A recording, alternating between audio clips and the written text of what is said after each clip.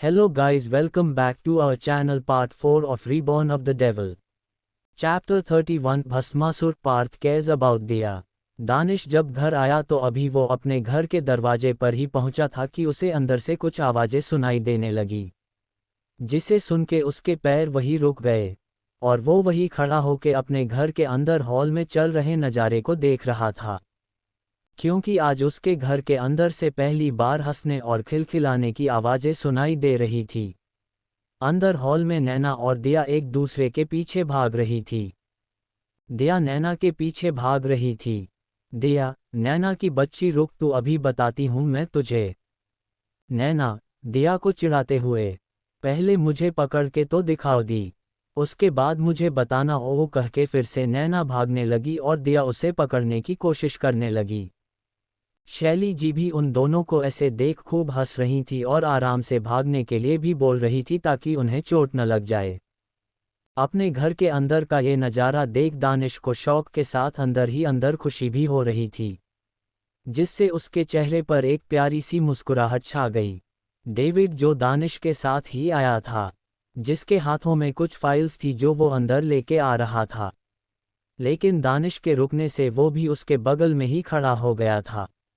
उसने दानिश की तरफ देखा तो आज इतने सालों से वो दानिश के साथ उसके लिए काम कर रहा था, लेकिन उसने कभी भी आज तक दानिश को मुस्कुराते हुए नहीं देखा था।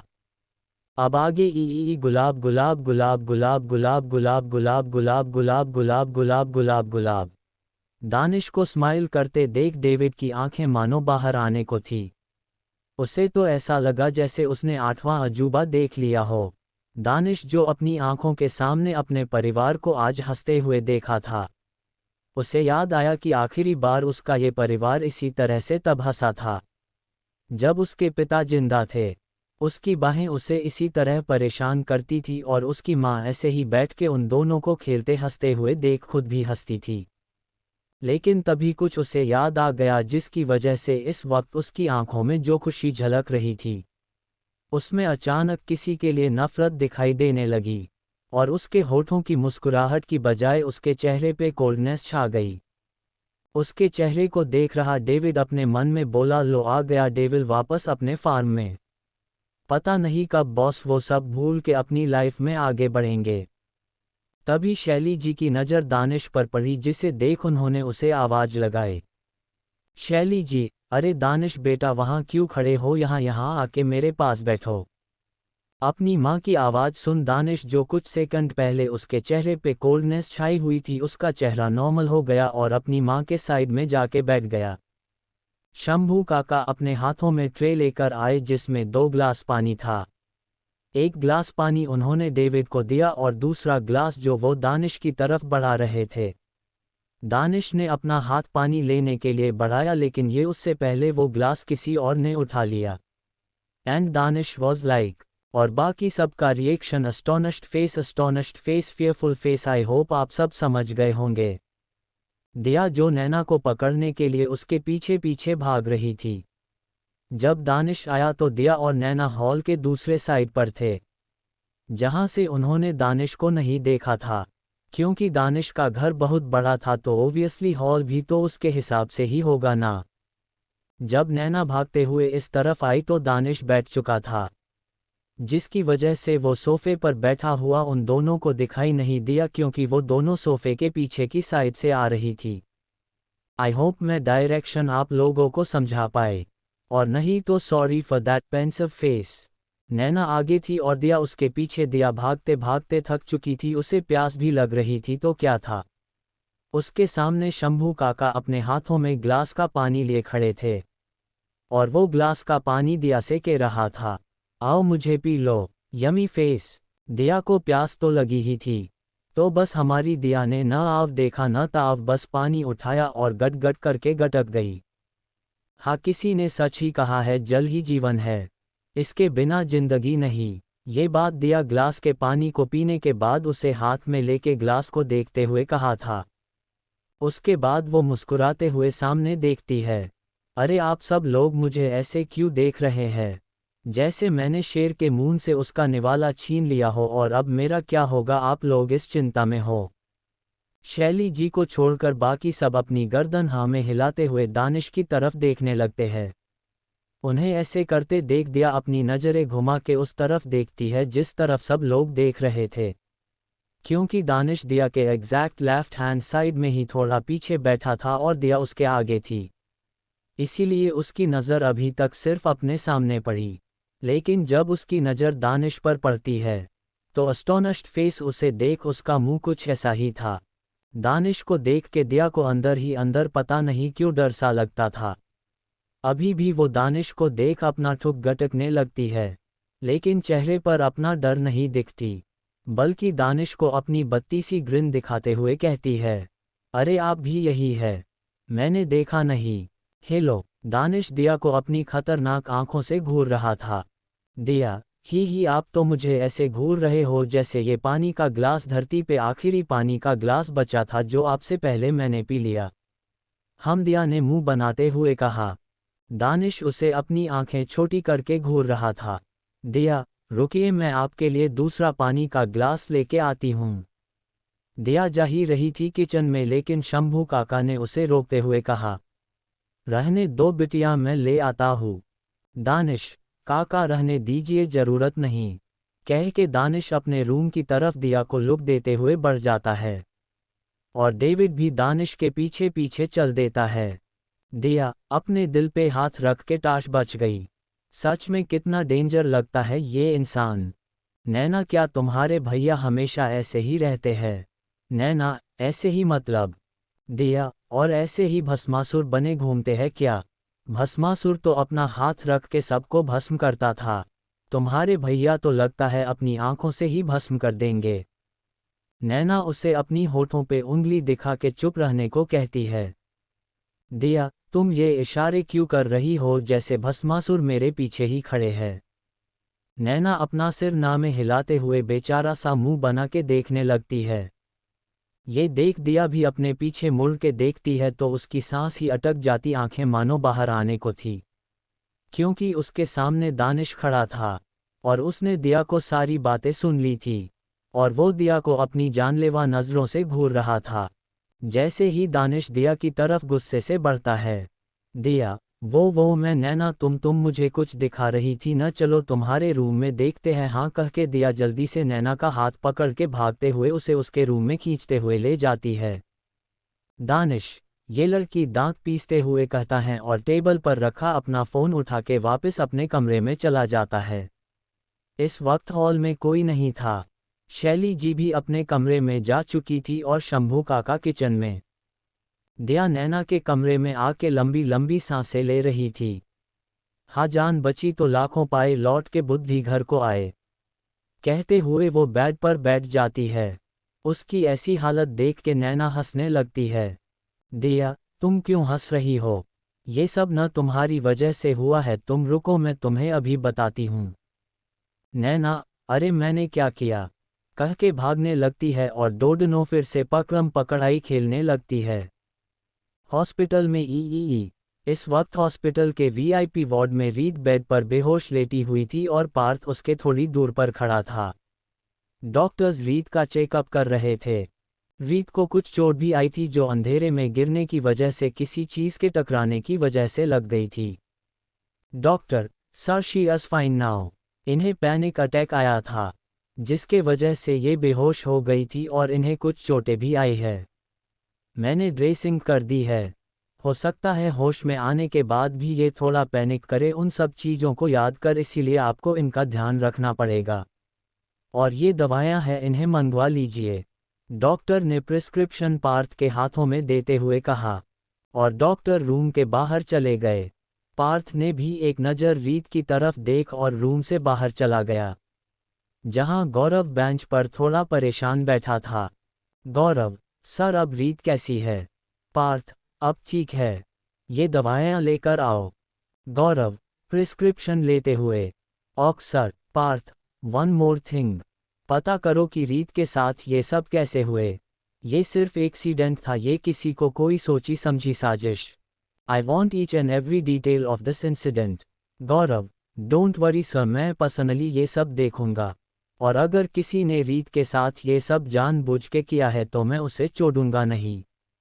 गौरव ने गुस्से से कहा, क्योंकि उसने रीत की हालत देखी थी, जिसे देख उसे बहुत बुरा लग रहा था। जब पारुल ने उसे रीत की फैमिली कंडीशन के बारे में बताया था और उसकी प्रॉब्लम्स के बारे में जानकर गौरव को रीत के लिए बहुत बुरा लगता था कि इतनी छोटी सी उम्र में इस बच्ची को क्या क्या देखना पड़ रहा था। यही वजह थी कि वो हमेशा रीत को सपोर्ट और प्रोटेक्ट करने की कोशिश करता था। वो उसे अपनी छोटी बहन की तरह मानता था। एक तरह से वो उसकी छोटी साली ही थी। पार्थ वापस रीत के पास आ गया। रीत को देखते हुए पार्थ उसके पास जाके चेयर पर बैठ गया। वो बड़े ही ध्यान से रीत के चेहरे को देख रहा था। उसने रीत के हाथ को अपने हाथों में लेके उसकी तरफ दिया। रीत का चेहरा इस वक्त मुरझाया हुआ लग रहा था।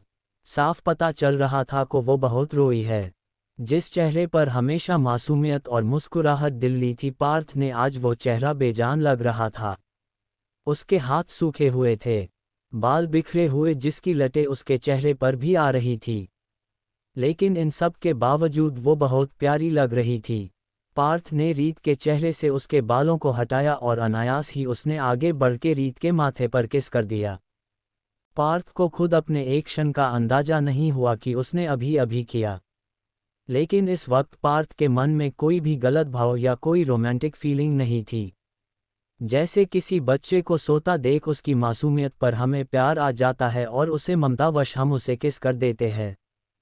ठीक कुछ ऐसा ही भाव पार्थ के मन में भी था। उसे भी रीत की मासूमियत पर प्यार आ रहा था। आई प्रॉमिस, अगर किसी ने भी तुम्हारे साथ ये सब जानबूझ के किया है तो उसे सजा जरूर मिलेगी। तुम अकेली नहीं हो रीत। तुम्हारा बॉस होने के नाते इट्स माई रिस्पॉन्सिबिलिटी कि मैं तुम्हारी सेफ्टी का ख्याल रखूं। पार्थ को नहीं पता था कि वो किसको समझा रहा है, रीत को जो इस वक्त बेहोश है या फिर खुद को। क्योंकि अगर ये सिर्फ एक बॉस और एम्प्लॉय की बात होती तो इस वक्त वो उसका हाथ पकड़े यहाँ उसके साथ नहीं बैठा होता और उससे ये सब नहीं कह रहा होता। अगर रीत की जगह कोई और होता तो ये सब वो गौरव को बोलकर हैंडल करवा लेता और इस वक्त वो खुद अपने घर में अपनी फैमिली के पास होता। पर पता नहीं क्यों वो रीत को यहाँ हॉस्पिटल में अकेला छोड़ के जा ही नहीं पाया। क्या होगा जब पार्थ को पता चलेगा नम्य की साजिश का? क्या मोड़ लेगी दानिश और दिया की कहानी? जानने के लिए stay tuned. Winking face, done thumbs up का चिन्ह। चैप्टर 32 पार्थ एंड रीत दिया गॉट अपॉइंटमेंट लेटर। पार्थ वापस रीत के पास आ गया। रीत को देखते हुए पार्थ उसके पास जाके चेयर पर बैठ गया। वो बड़े ही ध्यान से रीत के चेहरे को देख रहा था। उसने रीत के हाथ को अपने हाथों में लेके उसकी तरफ दिया। रीत का चेहरा इस वक्त मुरझाया हुआ लग रहा था। साफ पता चल रहा था कि वो बहुत रोई है। जिस चेहरे पर हमेशा मासूमियत और मुस्कुराहट दिल्ली थी, पार्थ ने आज वो चेहरा बेजान लग रहा था। उसके हाथ सूखे हुए थे, बाल बिखरे हुए जिसकी लटें उसके चेहरे पर भी आ रही थी। लेकिन इन सब के बावजूद वो बहुत प्यारी लग रही थी। पार्थ ने रीत के चेहरे से उसके बालों को हटाया और अनायास ही उसने आगे बढ़ के रीत के माथे पर किस कर दिया। पार्थ को खुद अपने एक्शन का अंदाजा नहीं हुआ कि उसने अभी अभी किया। लेकिन इस वक्त पार्थ के मन में कोई भी गलत भाव या कोई रोमांटिक फीलिंग नहीं थी।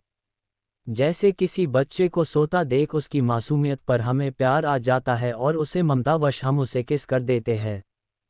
ठीक कुछ ऐसा ही भाव पार्थ के मन में भी था।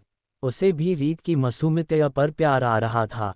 आई प्रॉमिस, अगर किसी ने भी तुम्हारे साथ ये सब जानबूझ के किया है तो उसे सजा जरूर मिलेगी। तुम अकेली नहीं हो रीत। तुम्हारा बॉस होने के नाते इट्स माई रिस्पॉन्सिबिलिटी कि मैं तुम्हारी सेफ्टी का ख्याल रखूं। पार्थ को नहीं पता था कि वो किसको समझा रहा है, रीत को जो इस वक्त बेहोश है या फिर खुद को। क्योंकि अगर ये सिर्फ एक बॉस और एम्प्लॉय की बात होती तो इस वक्त वो उसका हाथ पकड़े यहाँ उसके साथ नहीं बैठा होता और उससे ये सब नहीं कह रहा होता। अगर रीत की जगह कोई और होता तो ये सब वो गौरव को बोलकर हैंडल करवा लेता और इस वक्त वो खुद अपने घर में अपनी फैमिली के पास होता। पर पता नहीं क्यों वो रीत को यहाँ हॉस्पिटल में अकेला छोड़ के जा ही नहीं पाया। अब आगे ई गुलाब गुलाब गुलाब गुलाब गुलाब गुलाब गुलाब गुलाब गुलाब गुलाब गुलाब गुलाब गुलाब गुलाब। पता नहीं ऐसा क्या है तुम में जो मुझे तुम्हारी तरफ खींचता है। तुम्हारी ये मासूमियत, ये भोलापन तुम्हें सबसे अलग बनाता है। पार्थ ने रीत का हाथ पकड़े हुए ही कहा। कुछ देर रीत से ऐसे ही बात करने के बाद पार्थ को किसी का कॉल आया तो वो रीत से थोड़ा दूर होकर रूम की खिड़की के पास जाके कॉल अटेंड करता है। पार्थ, हम बोलो। फोन की दूसरी तरफ से कुछ कहा गया। पार्थ, तुम्हें पता है ना को क्या करना है, पर ध्यान रहे किसी को भी इस बारे में पता नहीं चलाना चाहिए। और हाँ, उसकी हर एक एक्टिविटी पर ध्यान दो।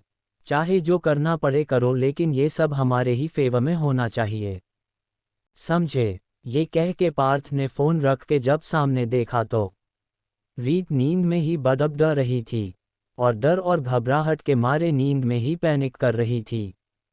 पार्थ जल्दी से उसके पास जाके उसके माथे पर प्यार से हाथ फेरने लगता है।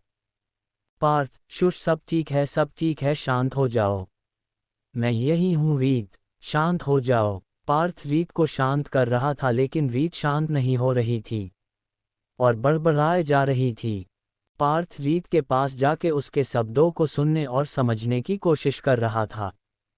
रीत जो नींद में बड़बड़ा रही थी, प्लीज़ मुझे बाहर निकालो, प्लीज़ चाची, अब दोबारा नहीं करूँगी, प्रोमिस, मुझे डर लग रहा है, प्लीज़ मुझे यहाँ से बाहर निकालो।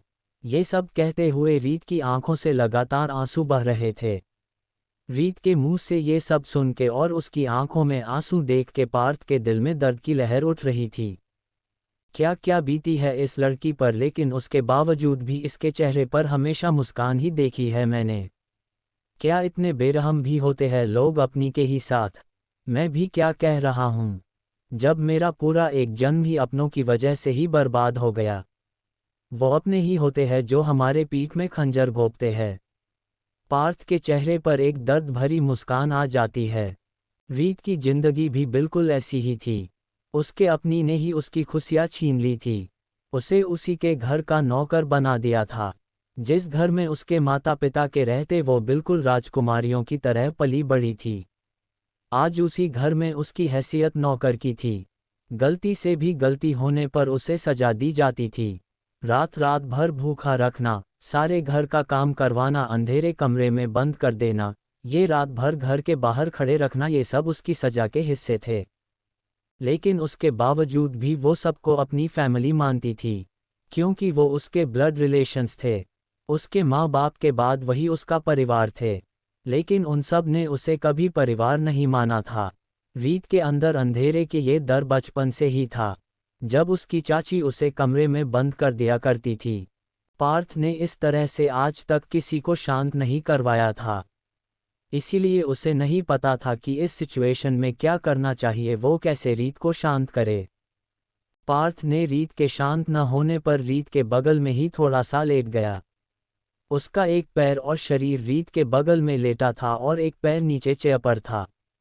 उसने रीत को अपनी तरफ घुमाया और उसे किसी बच्चे की तरह अपनी सीने से लगा लिया।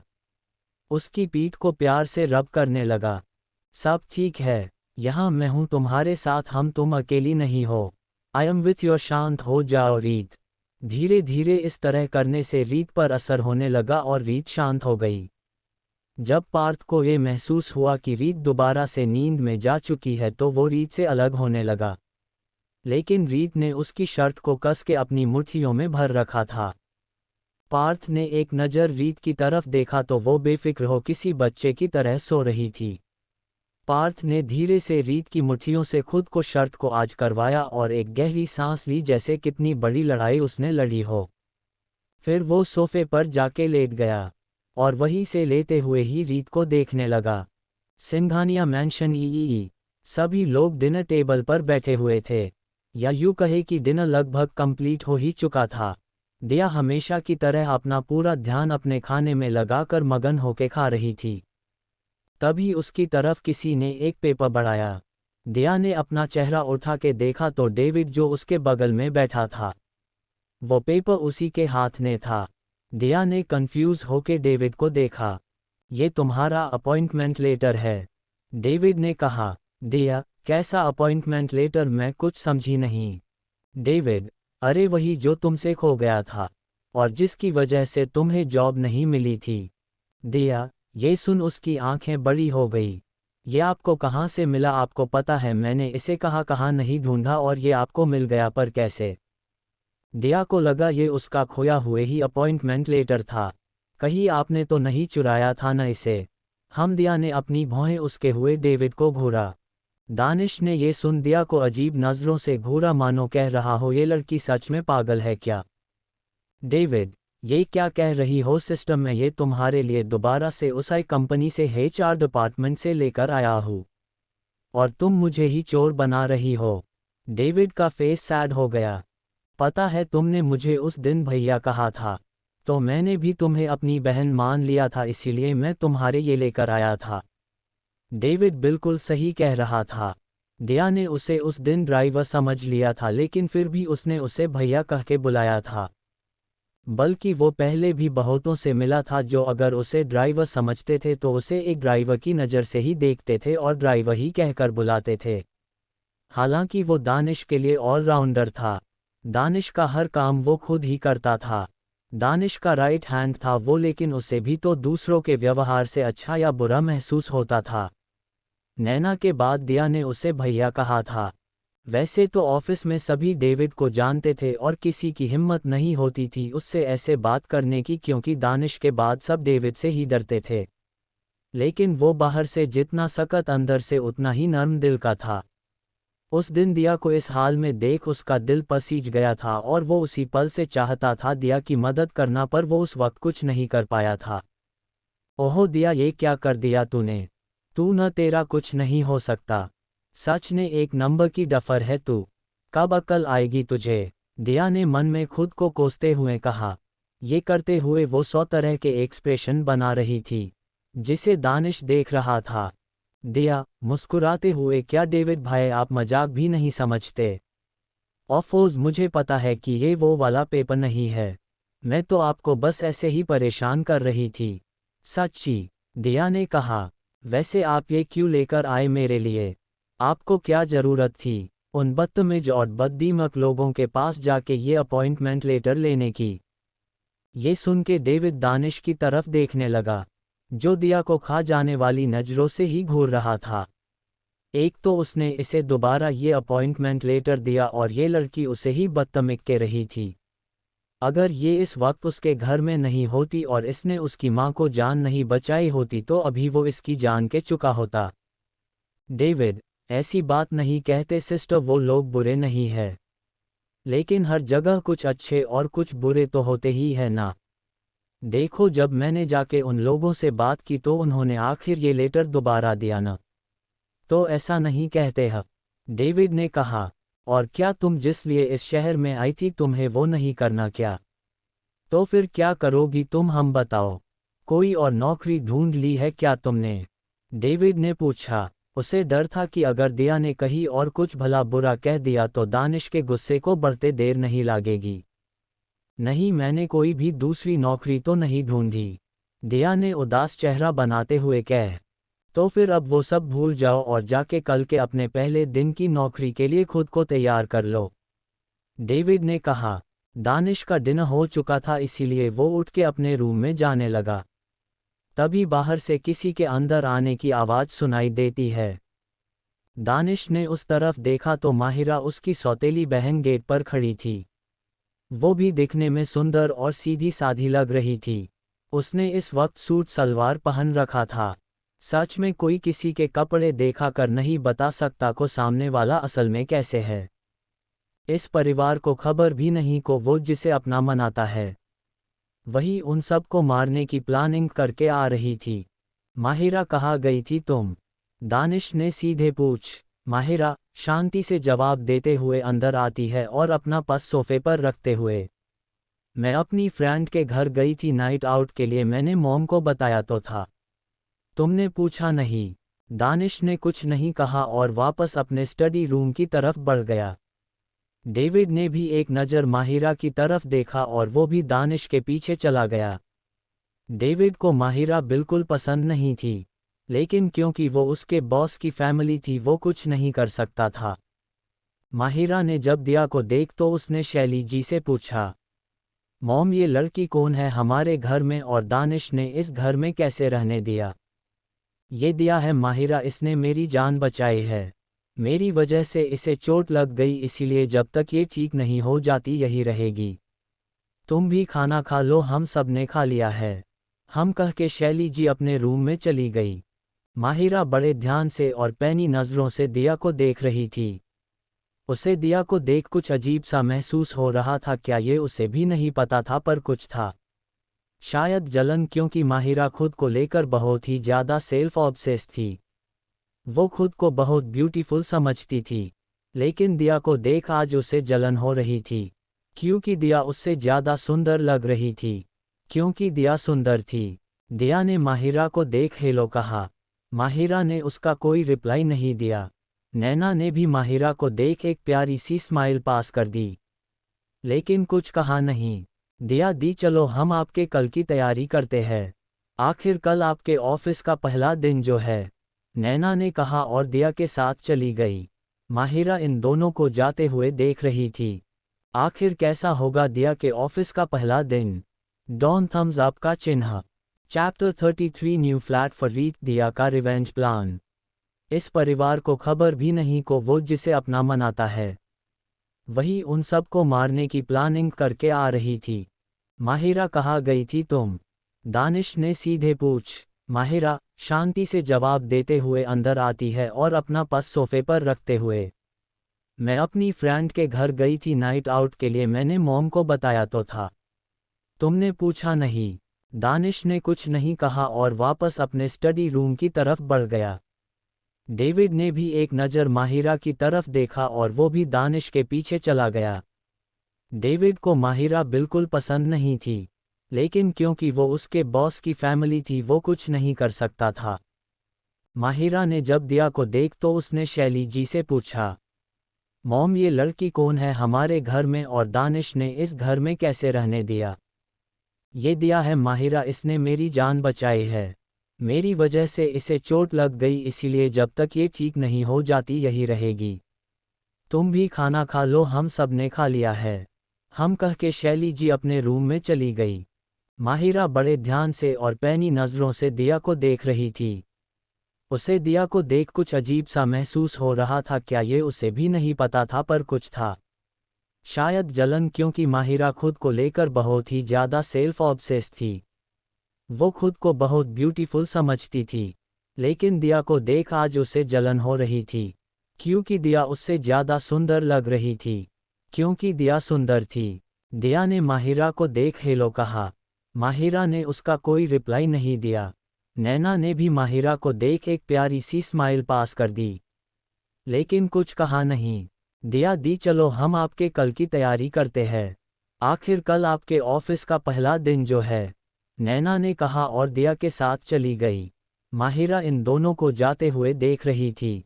अब आगे ई गुलाब गुलाब गुलाब गुलाब गुलाब गुलाब गुलाब गुलाब गुलाब गुलाब गुलाब गुलाब गुलाब गुलाब।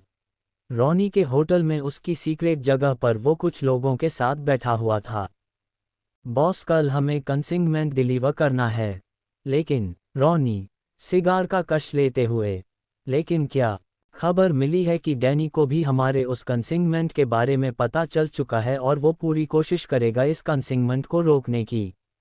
रॉनी ने लेफ्ट हैंड राजा ने कहा, खतरा तो है लेकिन इस बार जीत हमारी ही होनी चाहिए, क्योंकि डैनी का राज बहुत जल्द खत्म होने वाला है और फिर सिर्फ एक ही नाम होगा सबकी जुबान पर, रॉनी, रॉनी और सिर्फ रॉनी।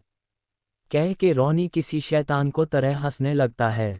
इस वक्त वो किसी सनकी की तरह लग रहा था। उसके आसपास बैठे लोग उसे ऐसे देख डर रहे थे। उसे पता भी नहीं चलेगा कि हम उसकी नाक के नीचे से ही उसके ही टेरिटरी में आग लगने वाले हैं। वो उस आग को संभालने में लगा होगा, तब तक हम अपना काम कर चुके होंगे। समझे राजा, तुम्हें क्या करना है?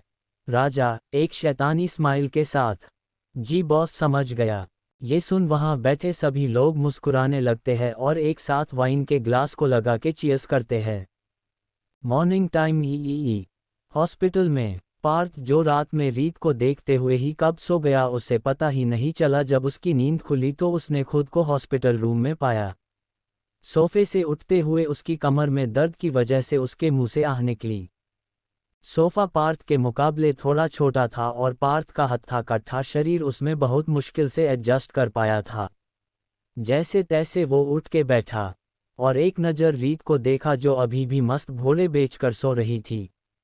उसके सोने का ढंग थोड़ा अटपटा था, ब्लैंकेट भी उसके ऊपर से हट चुकी थी। पार्थ ने उसे एक नज़र देखा और अपना सिर हिला दिया। उसने रीत के पास जाके उसका पैर, जो बेड से नीचे लटक रहा था, उसे ठीक से रखा और उसे वापस से ब्लैंकेट उड़ा दिया और उसके सिर को हल्का सा अपने हाथों से सहला के वॉशरूम में चला गया। पार्थ को भले ये पता न हो कि रीत उसकी वाइफ है, लेकिन एक पति होने के सारे फर्ज वो निभा रहा था, अनजाने में ही सही। थोड़ी देर बाद जब पार्थ वॉशरूम से बाहर आया तो उसी वक्त गौरव भी बाहर से अंदर आया था। गौरव, अरे सर, उठ गए आप? ये लीजिए, मैं आपके लिए कॉफ़ी लेकर आया हूँ। मैं रात में रीत की दवाइयाँ लेके आया था, लेकिन तब तक आप सो चुके थे तो मैंने आपको उठना सही नहीं समझा।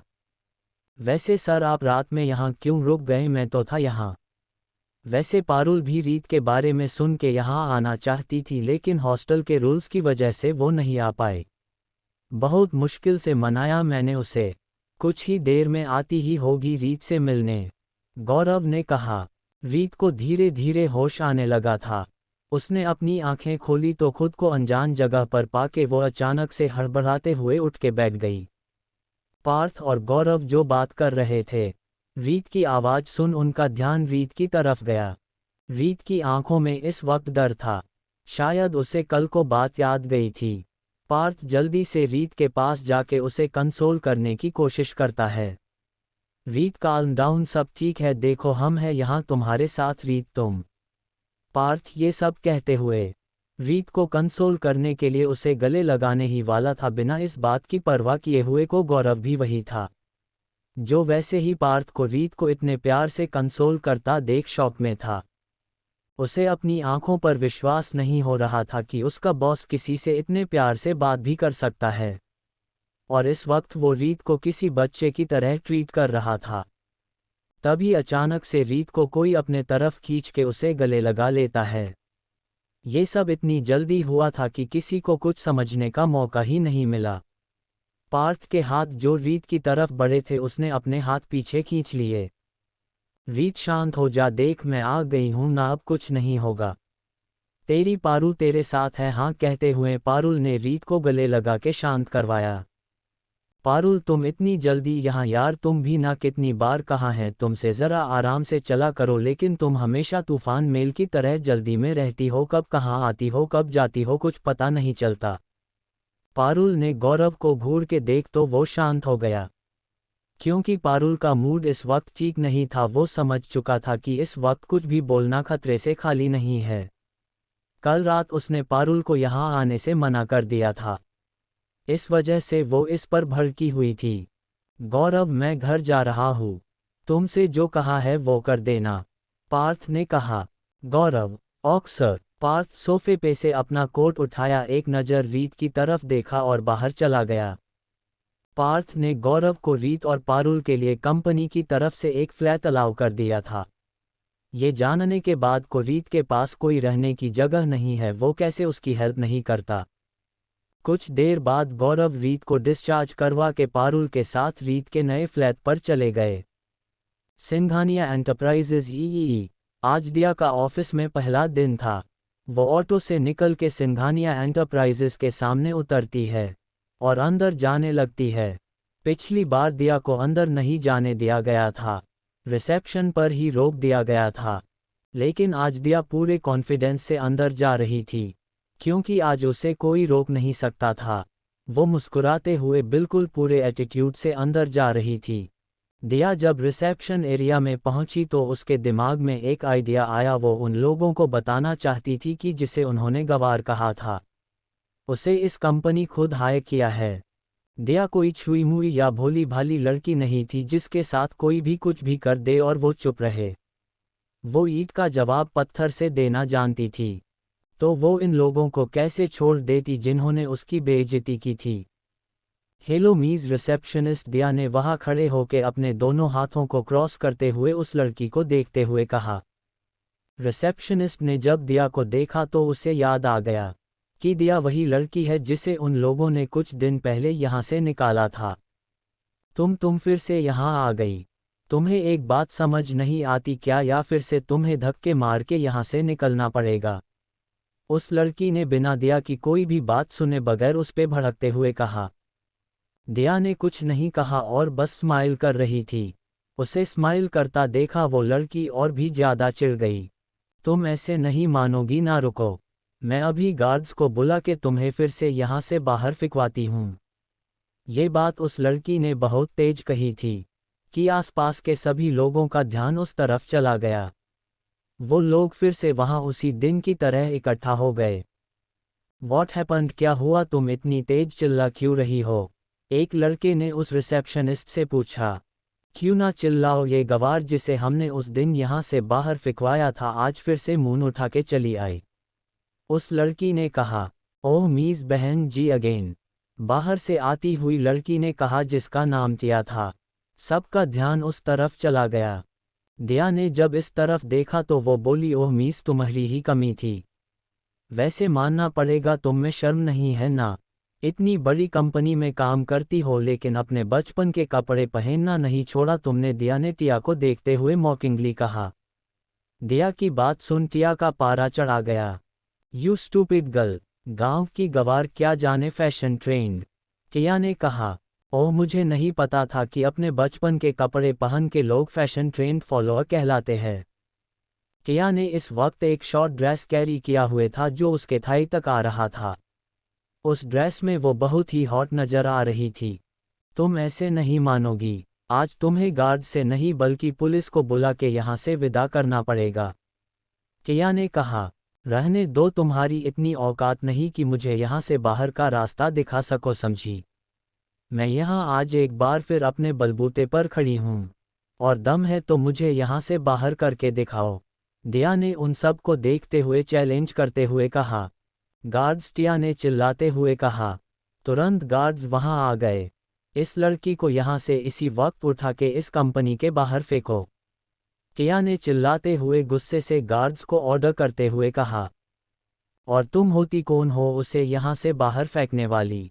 एक गुस्से भरी आवाज़ सबके कानों में पड़ी जिसे सुन सभी अपनी अपनी जगह पर जम गए, क्योंकि सभी इस आवाज़ को अच्छी तरह से पहचानते थे। सब ने उस तरफ मुड़ के देखा तो वहाँ उन सबको गुस्से से घूरते हुए डेविड खड़ा था, जिसे देख सभी अपना ठुक गटकने लगे।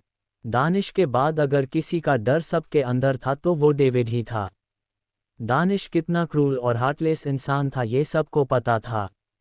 किसी की भी गलती को वो माफ़ नहीं करता था, और डेविड भी बिल्कुल वैसा ही था। उसने कितनी ही बार बहुत से एम्प्लॉयर्स को सबके सामने सबक सिखाया था जिसकी वजह से सभी उसे डरते थे। डेविड को देख दिया के चेहरे पे स्माइल छा गई। डेविड ने दिया को कहा था कि अगर उसे कोई प्रॉब्लम होगी तो वो उसे एक कॉल कर दे, वो उसको हेल्प के लिए आ जाएगा। दिया ने अंदर आते ही डेविड को कॉल करके यहाँ बुला लिया था, ये कह के कि उसे नहीं पता कि उसे कौन से डिपार्टमेंट में जाना है, तो इसीलिए उसे उसके हेल्प की ज़रूरत थी। क्या होगा आगे, कैसे सबक सिखाएगी दिया सबको, और क्या करेगा रॉनी डैनी के खिलाफ? डन थम्स अप का चिन्ह। Chapter 34 diyas translator. तुम ऐसे नहीं मानोगी, आज तुम्हें गार्ड से नहीं बल्कि पुलिस को बुला के यहाँ से विदा करना पड़ेगा। टिया ने कहा। रहने दो, तुम्हारी इतनी औकात नहीं कि मुझे यहाँ से बाहर का रास्ता दिखा सको, समझी? मैं यहाँ आज एक बार फिर अपने बलबूते पर खड़ी हूँ, और दम है तो मुझे यहाँ से बाहर करके दिखाओ। दिया ने उन सब को देखते हुए चैलेंज करते हुए कहा। गार्ड्स, टिया ने चिल्लाते हुए कहा। तुरंत गार्ड्स वहाँ आ गए। इस लड़की को यहाँ से इसी वक्त उठा के इस कंपनी के बाहर फेंको। टिया ने चिल्लाते हुए गुस्से से गार्ड्स को ऑर्डर करते हुए कहा। और तुम होती कौन हो उसे यहाँ से बाहर फेंकने वाली? एक गुस्से भरी आवाज़ सबके कानों में पड़ी जिसे सुन सभी अपनी अपनी जगह पर जम गए, क्योंकि सभी इस आवाज़ को अच्छी तरह से पहचानते थे। सब ने उस तरफ मुड़ के देखा तो वहां उन सबको गुस्से से घूरते हुए डेविड खड़ा था, जिसे देख सभी अपना ठुक गटकने लगे। दानिश के बाद अगर किसी का डर सबके अंदर था तो वो डेविड ही था। दानिश कितना क्रूर और हार्टलेस इंसान था ये सबको पता था। किसी की भी गलती को वो माफ़ नहीं करता था, और डेविड भी बिल्कुल वैसा ही था। उसने कितनी ही बार बहुत से एम्प्लॉयर्स को सबके सामने सबक सिखाया था जिसकी वजह से सभी उसे डरते थे।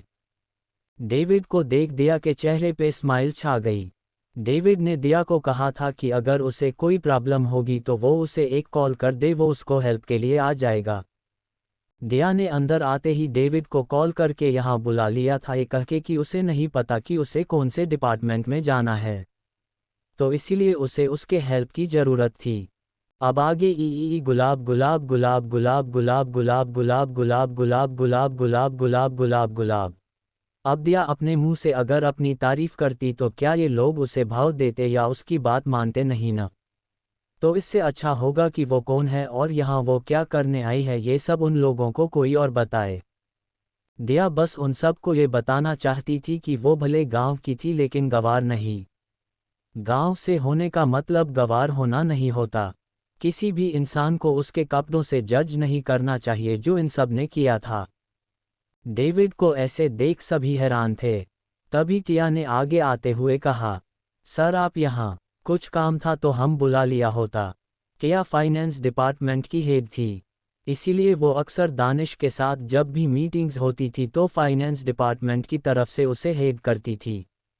इसीलिए उसे खुद पे विश्वास और घमंड भी था, और वो इस बात को सबको बढ़ा चढ़ा के बताती थी कि दानिश के साथ उसका उठना बैठना है। बाकी सब भी उसकी बहुत रिस्पेक्ट करते थे।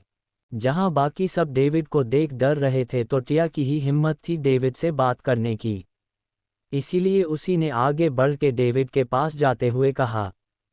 टिया ने जब डेविड को सर कहा तो दिया ने मन में सोचा कि क्या डेविड भाई यहाँ इस कंपनी में जॉब करते हैं, लेकिन मुझे तो लगा था कि डेविड भाई नैना के भाई के लिए काम करते हैं। क्या ऐसा हो सकता है कि नैना के भाई भी यहाँ जॉब करते हो? वो शायद यहाँ किसी बड़े पोस्ट पर होंगे, इसीलिए सब इन्हें इतनी रिस्पेक्ट दे रहे हैं।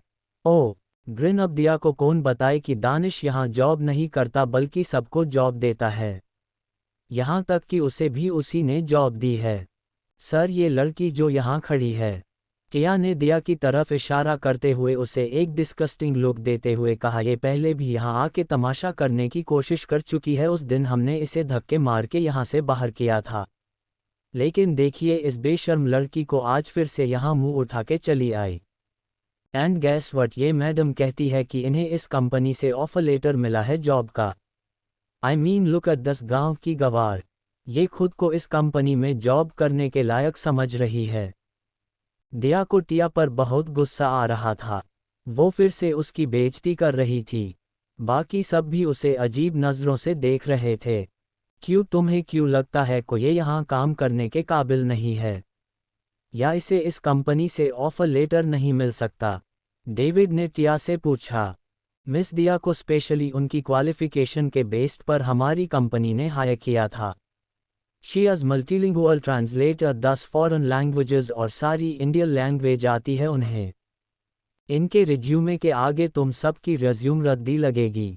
जिस दिन मिस दिया यहाँ आई थी अपनी जॉब के लिए, उसके अगले दिन ही हमारी एक जर्मनी के इन्वेस्टर्स के साथ मीटिंग थी जिसमें मिस दिया बॉस की ट्रांसलेटर के तौर पर होती, लेकिन क्योंकि वो यहाँ नहीं आ पाए, क्योंकि आप लोगों ने उनकी हेल्प न करके उन्हें यहाँ से भाग दिया, जिसकी वजह से वो मीटिंग नहीं हो पाए और कंपनी का टाइम और पैसा बर्बाद गया।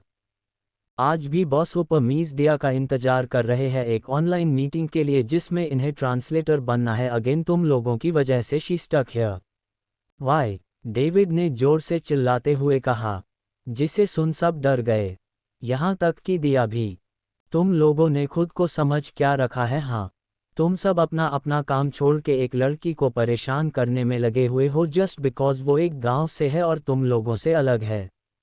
जस्ट बिकॉज उसने सूट सलवार पहना है वो गवार हो गई हम? डेविड ने सबको गुस्से से घूरते हुए कहा। तुम सबका ये एटीट्यूड और ये बिहेवियर ही वजह है बॉस के कीमती टाइम के वेस्टेज का, जिससे इस कंपनी का भी नुकसान हुआ है। तो फिर अब आप लोग मुझे बताइए कि कंपनी के इस नुकसान के जिम्मेदार कौन हुआ? आप लोग ही ना। तो इस नुकसान की भरपाई किसे करनी चाहिए? आप लोगों को ही ना। तो क्यों न जो गलती आप लोगों से हुई है अब उसका हर्जाना आप लोगों से ही निकला जाए। डेविड ने अपने आईब्रो उचकाते हुए कहा। डेविड के मुंह से हर्जाना सुन के तो सबकी जैसे मानो सांस ही अटक गई। सभी अपनी लाचार नज़रों से उसकी तरफ देखने लगे। उन्हें अब जाके समझ आया को उनसे कितना बड़ी गलती हो गई। लेकिन अब बहुत देर हो चुकी थी, जिनकी वजह से कंपनी का नुकसान हो। कंपनी को ऐसे लोगों की कोई ज़रूरत नहीं है। ऐसे केयरलेस मैनरलेस लोग हमारी कंपनी में नहीं चाहिए। टिया भी ये सुन के डर गई थी, क्योंकि अगर डेविड ने गुस्से में आकर उन सबको जॉब से निकाल दिया तो कोई भी कुछ नहीं कर सकता, क्योंकि डेविड की बात टालने का दम दानिश के अलावा किसी में नहीं था और दानिश ऐसे छोटे मैटर्स में कभी नहीं बोलेगा। ये सुन के तो सबका मुंह अब रोने जैसे हो गया था। दिया भी ये सब सुन हैरान थी कि डेविड ने एक पल में इन सब को जॉब से निकालने का सोच लिया। लेकिन वो ऐसा कैसे होने दे सकती थी? अगर इन सब की जॉब चली गई तो ये पाप उसके सिर चढ़ेगा जो वो नहीं ले सकती थी। वो तो बस उन सब को सबक सिखाना चाहती थी, न कि किसी की जॉब छीनना। नहीं नहीं, मैं ऐसा नहीं होने दे सकती। कुछ सोच दिया, कुछ सोच। डेविड सर, कंपनी का नुकसान चुकाने के लिए इन सब को जॉब से निकालने को जरूरत नहीं है। सबके कानों में एक मीठी सी आवाज पड़ी, जो दिया की थी। सब ने दिया किन तरफ देखा। तुम क्या कहना चाहती हो दिया? डेविड ने पूछा। दिया, आई मीन के अगर आप इन सब को जॉब से निकाल देंगे तो कंपनी के नुकसान की भरपाई कैसे होगी? बल्कि उसके लिए आप इन्हें एक वार्निंग दे के और इन लोगों की सैलरी से भी तो हर महीने पैसे काट सकते हैं ना। जॉब से निकालने की क्या ज़रूरत है? डेविड, ज़रूरत है दिया। इस कंपनी में किसी को भी गलती को बर्दाश्त नहीं किया जाता, और इन लोगों ने तो बहुत ही अनप्रोफेशनल बिहेवियर दिखाया है, जो बर्दाश्त के काबिल नहीं है। दिया, हाँ मैं मानती हूँ, लेकिन फिर भी मुझे लगता है एक बार इन्हें वार्निंग दे के छोड़ सकते हैं। मैं नहीं चाहती कि मेरे नौकरी के पहले दिन ही मेरे वजह से किसी की भी जॉब जाए, वरना मुझे पाप लगेगा। प्लीज़ डेविड भाई। लास्ट वाली लाइन दिया ने बेचारा सा मुंह बनाते हुए रिक्वेस्टिंग टोन में डेविड से बहुत धीरे से कहा था, जिसे किसी ने नहीं सुना। डेविड, ठीक है, ये सब बात हम फिलहाल के लिए छोड़ते हैं। बॉस तुम्हारा इंतजार कर रहे हैं मीटिंग के लिए, जल्दी चलो। और तुम सब, लास्ट वार्निंग है ये, वरना तुम लोग मुझे अच्छे से जानते हो। Got it? यस सर, सब ने एक साथ कहा और सबको जान में जान आई। दिया डेविड के साथ जल्दी से लिफ्ट से ऊपर चली गई। उसके जाने के बाद सबने एक दूसरे की तरफ देखा और कहा कि जिस लड़की को वो न जाने क्या क्या कह रहे थे, उसकी कितनी बेइज्जती की, उसी ने उन सबको आज बचाया। उन सबको अब अपनी गलती का एहसास हो रहा था। उन्होंने मन ही मन दिया को थैंक यू बोला और उसे सॉरी कहने का डिसाइड किया, क्योंकि अगर आज उनकी जॉब चली जाती तो इसके बाद उन्हें और कहीं भी जॉब नहीं मिलती, क्योंकि जिन भी लोगों को इस कंपनी से निकला जाता था उन्हें ब्लैकलिस्टेड कर दिया जाता था, जिससे उन्हें किसी भी दूसरी कंपनी में जॉब नहीं मिलती थी। वो सभी दिल से दिया के लिए अब थैंकफुल थे, लेकिन टिया उन सब से अलग दिया से जल भुन रही थी। उसे अपनी बेइज्जती महसूस हो रही थी, जिसकी वजह वो दिया को मान रही थी। वो गुस्से से पैर पटकती हुई अपने डिपार्टमेंट में चली गई। दिया जब डेविड के साथ ऊपर दानिश के केबिन के फ्लोर पर पहुंची तो उसकी आंखें हैरानी से बड़ी हो गई। ऐसा क्या देखा दिया ने? डन थम्स अप का चिन्ह। चैप्टर 35, व्योम का बचपना, तूफान से पहले को शांति। डेविड, जरूरत है दिया। इस कंपनी में किसी को भी गलती को बर्दाश्त नहीं किया जाता, और इन लोगों ने तो बहुत ही अनप्रोफेशनल बिहेवियर दिखाया है, जो बर्दाश्त के काबिल नहीं है।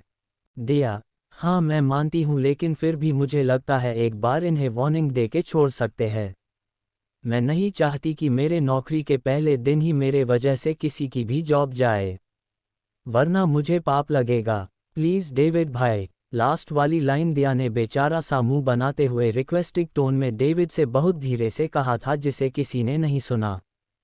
डेविड, ठीक है, ये सब बात हम फिलहाल के लिए छोड़ते हैं। बॉस तुम्हारा इंतजार कर रहे हैं मीटिंग के लिए, जल्दी चलो।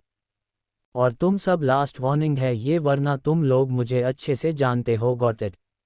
यस सर, सब ने एक साथ कहा और सबको जान में जान आई। दिया डेविड के साथ जल्दी से लिफ्ट से ऊपर चली गई। उसके जाने के बाद सबने एक दूसरे की तरफ देखा और कहा कि जिस लड़की को वो न जाने क्या क्या कह रहे थे, उसकी कितनी बेइज्जती की, उसी ने उन सबको आज बचाया। उन सबको अब अपनी गलती का एहसास हो रहा था। उन्होंने मन ही मन दिया को थैंक यू बोला और उसे सॉरी कहने का डिसाइड किया, क्योंकि अगर आज उनकी जॉब चली जाती तो इसके बाद उन्हें और कहीं भी जॉब नहीं मिलती। क्योंकि जिन भी लोगों को इस कंपनी से निकला जाता था उन्हें ब्लैकलिस्टेड कर दिया जाता था, जिससे उन्हें किसी भी दूसरी कंपनी में जॉब नहीं मिलती थी। वो सभी दिल से दिया के लिए अब थैंकफुल थे। लेकिन टिया उन सब से अलग दिया से जल भून रही थी। उसे अपनी बेइज्जती महसूस हो रही थी, जिसकी वजह वो दिया को मान रही थी। वो गुस्से से पैर पटकती हुई अपने डिपार्टमेंट में चली गई। दिया जब डेविड के साथ ऊपर दानिश के केबिन के फ्लोर पर पहुंची तो उसकी आंखें हैरानी से बड़ी हो गई। अब आगे ई गुलाब गुलाब गुलाब गुलाब गुलाब गुलाब गुलाब गुलाब गुलाब गुलाब गुलाब गुलाब गुलाब गुलाब गुलाब।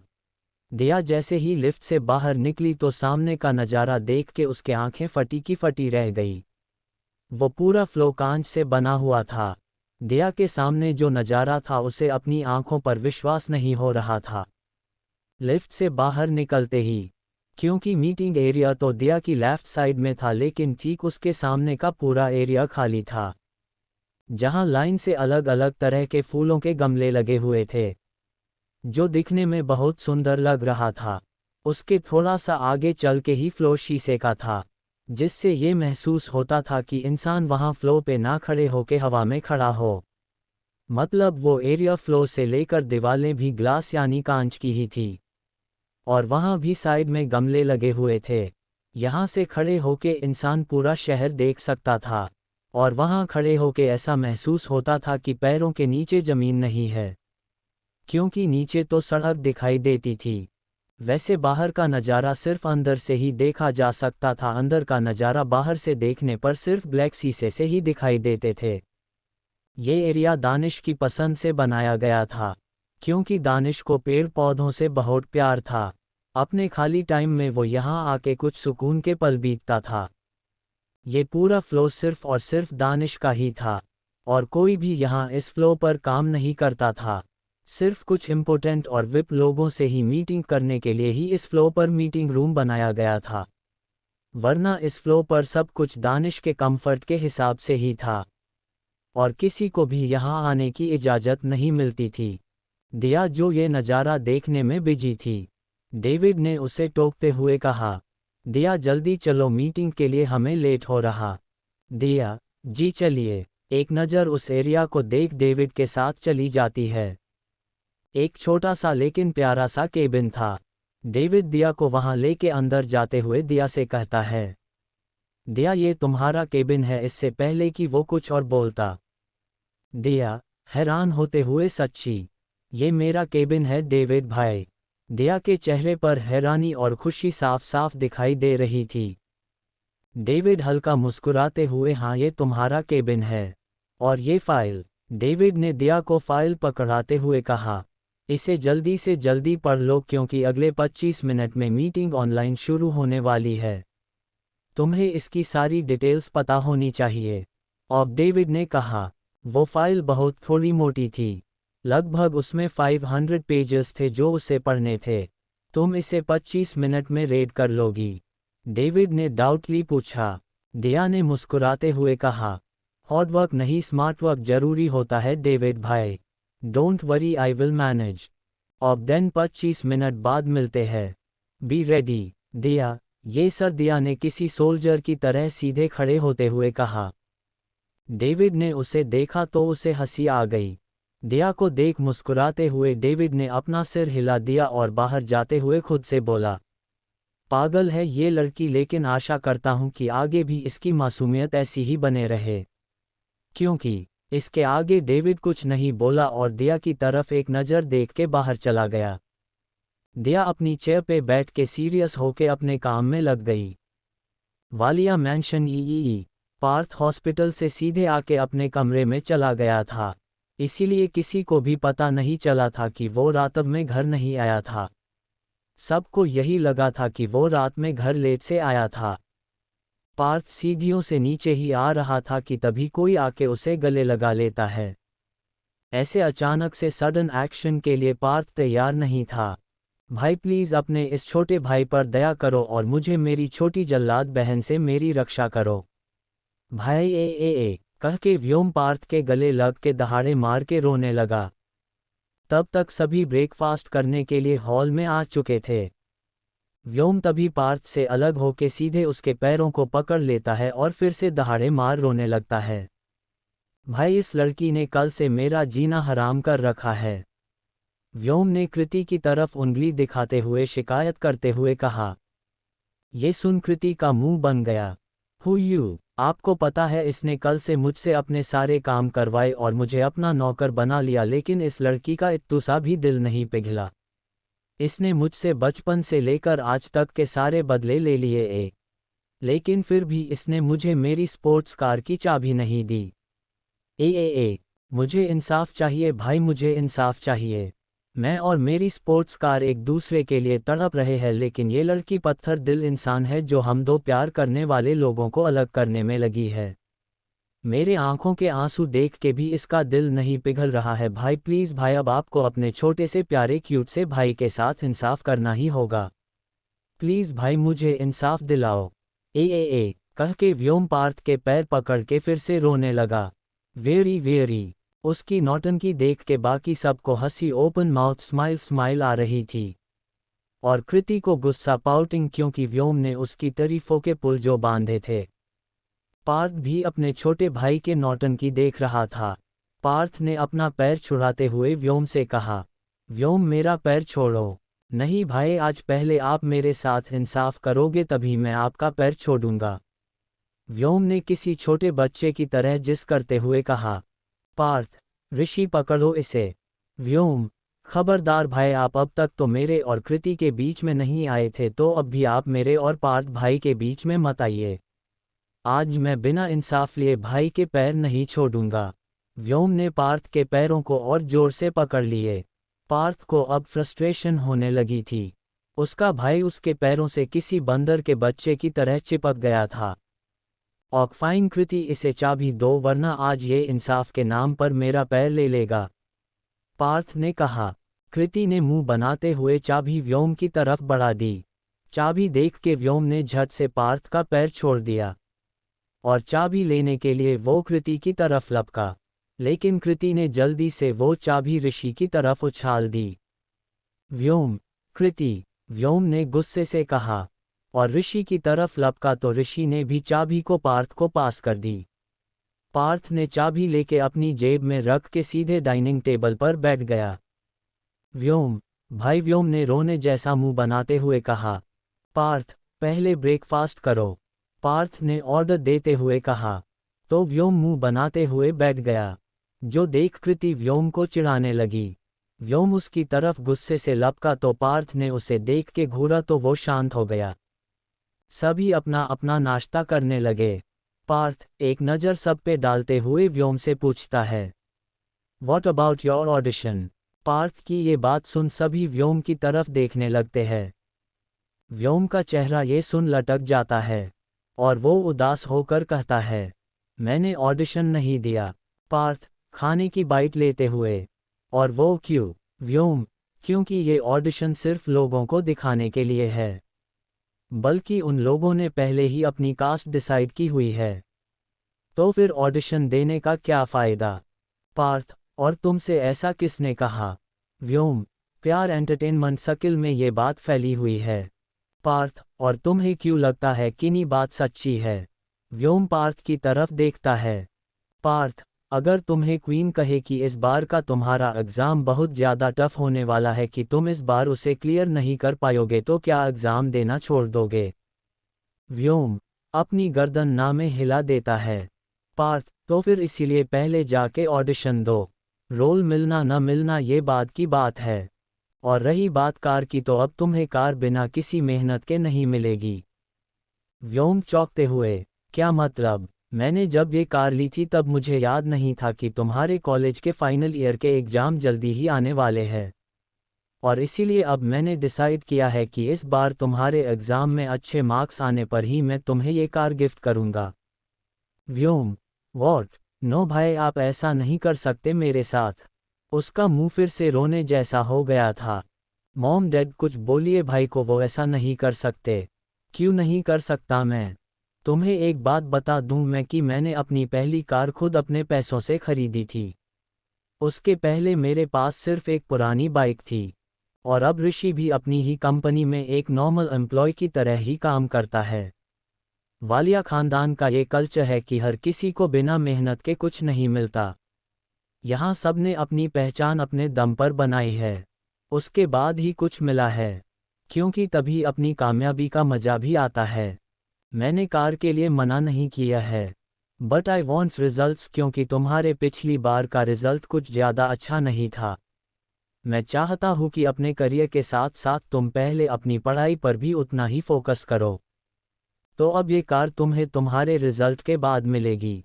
और तुम मिस्टर वालिया को क्यों बीच में ला रहे हो? वो तो वैसे भी कुछ नहीं कहते। उन्हें चुपचाप घर में रहना पसंद है। उनके बच्चों को उनकी ज़रूरत है या नहीं, उन्हें इन सब से कोई मतलब नहीं है। उन्हें बस खुद से मतलब है, किसी और से नहीं। पार्थ ने जब ये कहा तो वहाँ पर कुछ पल के लिए सन्नाटा छा गया। क्योंकि उसने ये ताना अपने डैड को मारा था, जिसके बाद अब वहाँ शांति होना कुछ खलसा रहा था, जो शायद तूफान से पहले को शांति थी। ये महसूस कर सबकी धड़कनें बढ़ गई। लेकिन मामी जी के चेहरे पर मुस्कान छा गई, जिसे उन्होंने जल्दी ही छुपा ली।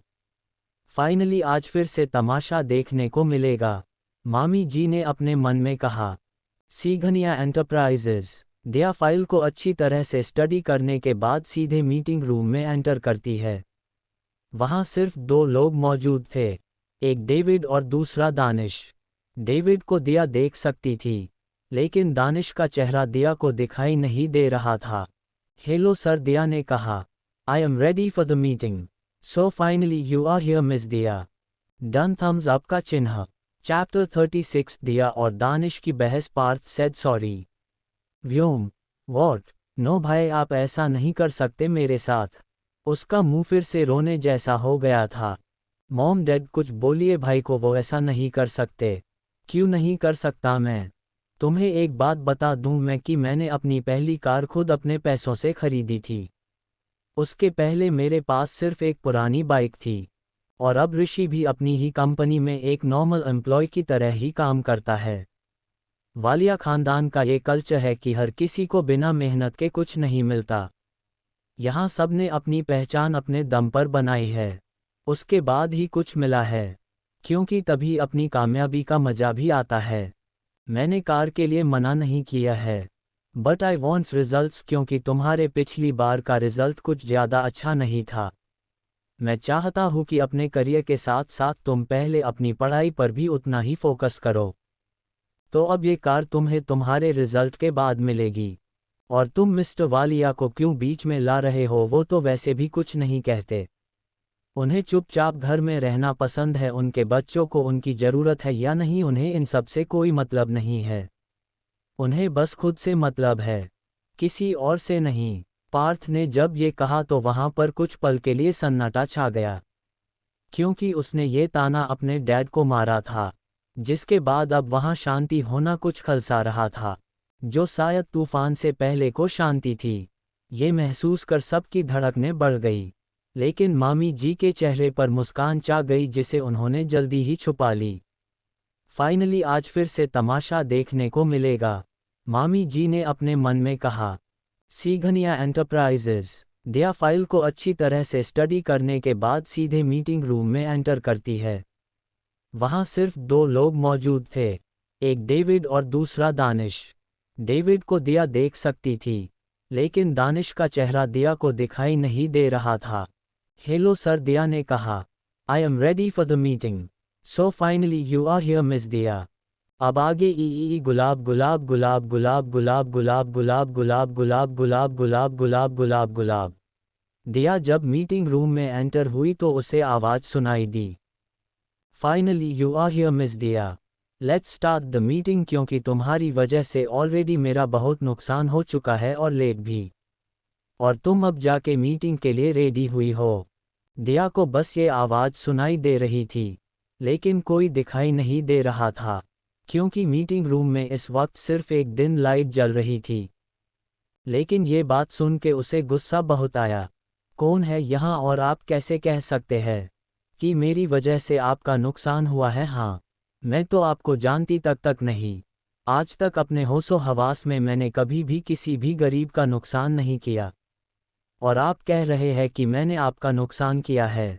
दिया ये बात किसी झगड़ालू इंसान को तरह बात कर रही थी, जिसे किसी छोटे बच्चे को कोई गलत बोल दे तो उससे लड़ने को तैयार रहता है। तुम्हारी गलती मैं तुम्हें बाद में बताऊंगा, पहले मीटिंग पूरी करे। ये सुन दिया का मुंह बन गया। अगले ही पल डेविड भी मीटिंग रूम में कुछ फाइल्स के साथ अंदर आया, और उस रूम में टेबल के एंड पर एक चेयर थी जहां अंधेरा था, जिसपे कोई बैठा हुआ था, लेकिन अंधेरे की वजह से उसका चेहरा नहीं दिखाई दे रहा था। अब आप तो समझ ही गए होंगे को ये कौन है। अरे भाई, हमारे डेविल छोटा सा भूत दानिश जी। कैसा अजीब इंसान है, अंधेरे में तो ऐसे छुपा है जैसे कि कोई इस अगर देख ले तो इसे नज़र लग जाएगी। हम दिया ने मुंह बनाते हुए कहा। दिया भी अंदर आके एक चेयर पर बैठ गई। कुछ ही मिनटों में ऑनलाइन मीटिंग स्टार्ट हो गई। उस रूम में सिर्फ 3 लोग ही थे। सामने स्क्रीन पर कुछ लोग दिखाई देने लगे, जो फॉरेनर्स थे। दानिश ने दिया को उन्हें जर्मन लैंग्वेज में ही प्रोजेक्ट को एक्सप्लेन करने को कहा। दिया तुरंत अपनी सीट से खड़े होकर पहले इन सब को ग्रीट किया और प्रोजेक्ट को एक्सप्लेन करना स्टार्ट कर दिया। इस वक्त वो बहुत ही प्रोफेशनल बिहेव कर रही थी।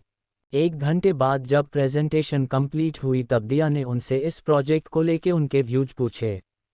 थोड़ी देर बाद दिया ने दानिश की तरफ पलटते हुए कहा, सर ये लोग इस प्रोजेक्ट को हमारे साथ करने के लिए तैयार है, लेकिन इनकी कुछ टर्म्स एंड कंडीशंस है। इनका कहना है कि जब तक हम इनके टर्म्स एंड कंडीशंस को नहीं मान लेते तब तक ये अप्रूवल नहीं देंगे।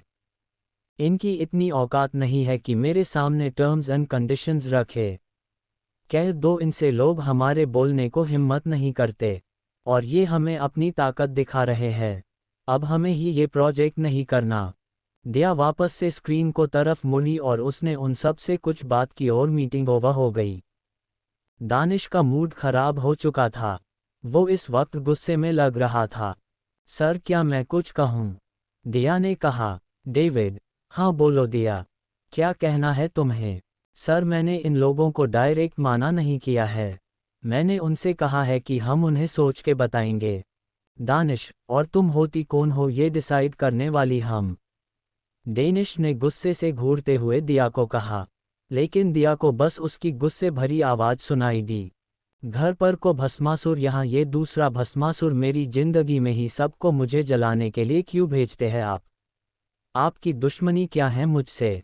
मैंने कौन सा आपकी किसी पूजा में कोई कमी छोड़ दी जो आप मुझसे ऐसा बदला ले रहे हैं? दिया ने मन में बड़बड़ाते हुए कहा।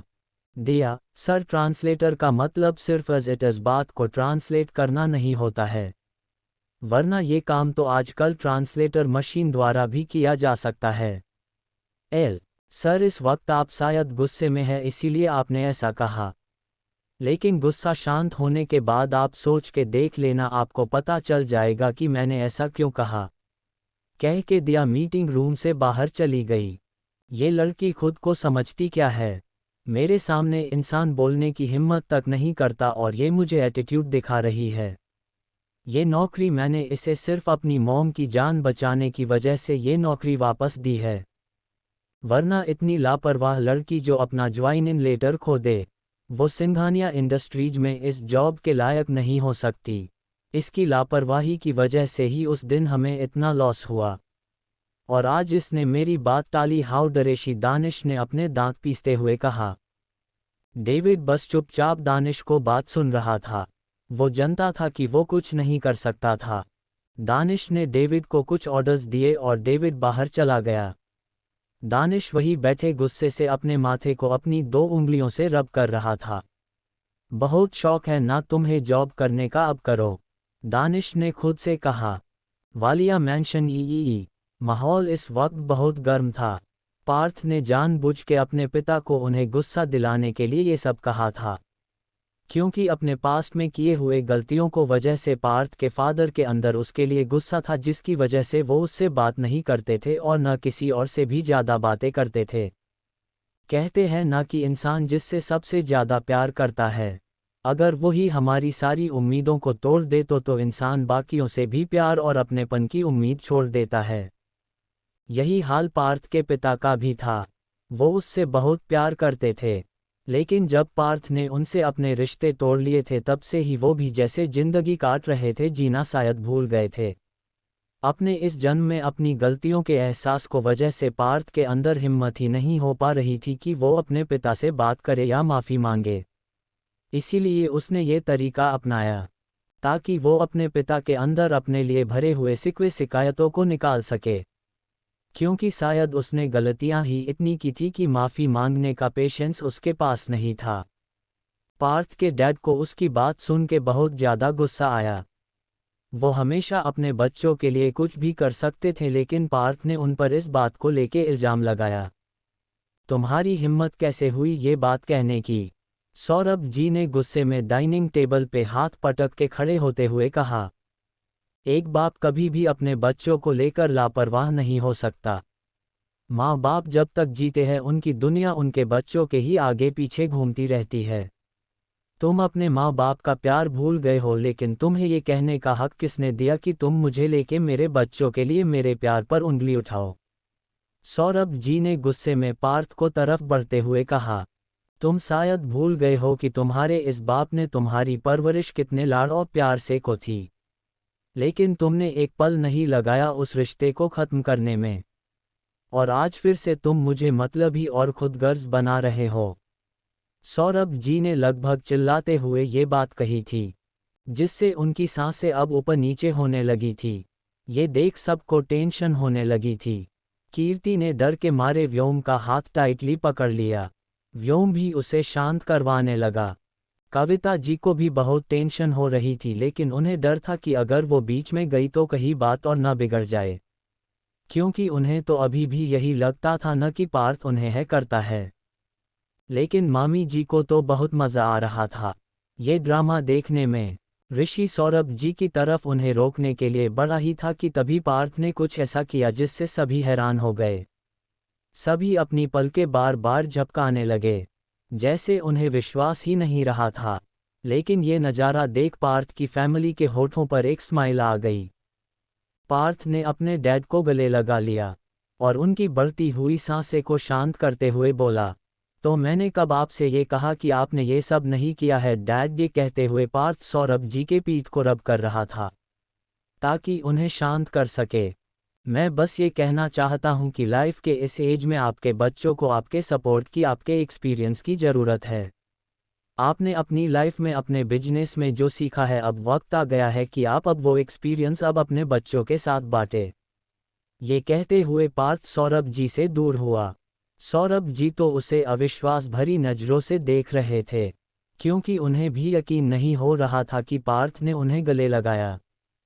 दिल ही दिल उन्हें खुशी भी थी इस बात की।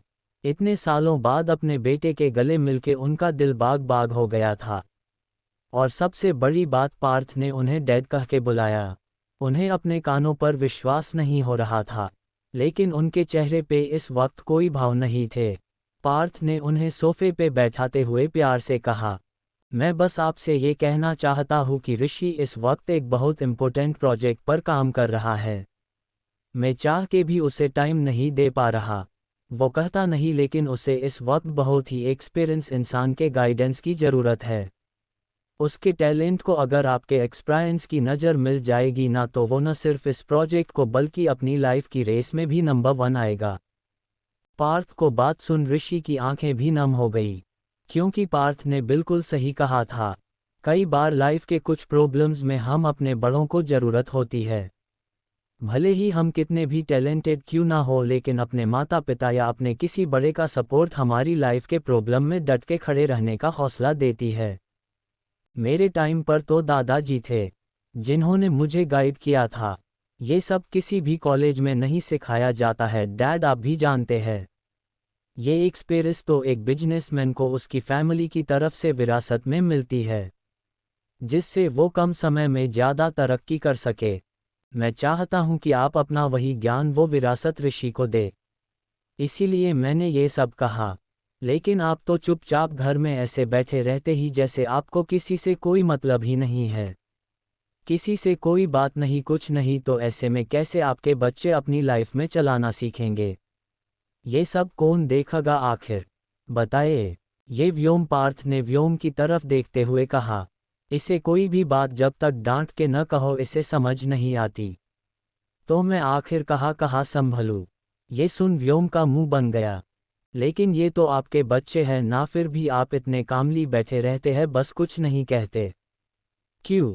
सौरभ जी अभी भी पार्थ को देखे जा रहे थे। वो सारी बातें मैंने आपसे कही थी, तो नाराज आपको मुझसे होना चाहिए, मुझसे बात नहीं करनी चाहिए, लेकिन इस वजह से आप इन सबको क्यों इग्नोर कर रहे हैं? Mister Walia, it's time to take your position back. संभालिए अपने बच्चों को और जो भी आपने कहा उसे साबित कीजिए। एंड वन मोर थिंग, मैं जानता हूं कि पास्ट में मैंने जो भी गलतियां की है उसकी माफ़ी नहीं है, लेकिन मैं अब अपनी गलतियों को सुधारने की कोशिश करना चाहता हूं।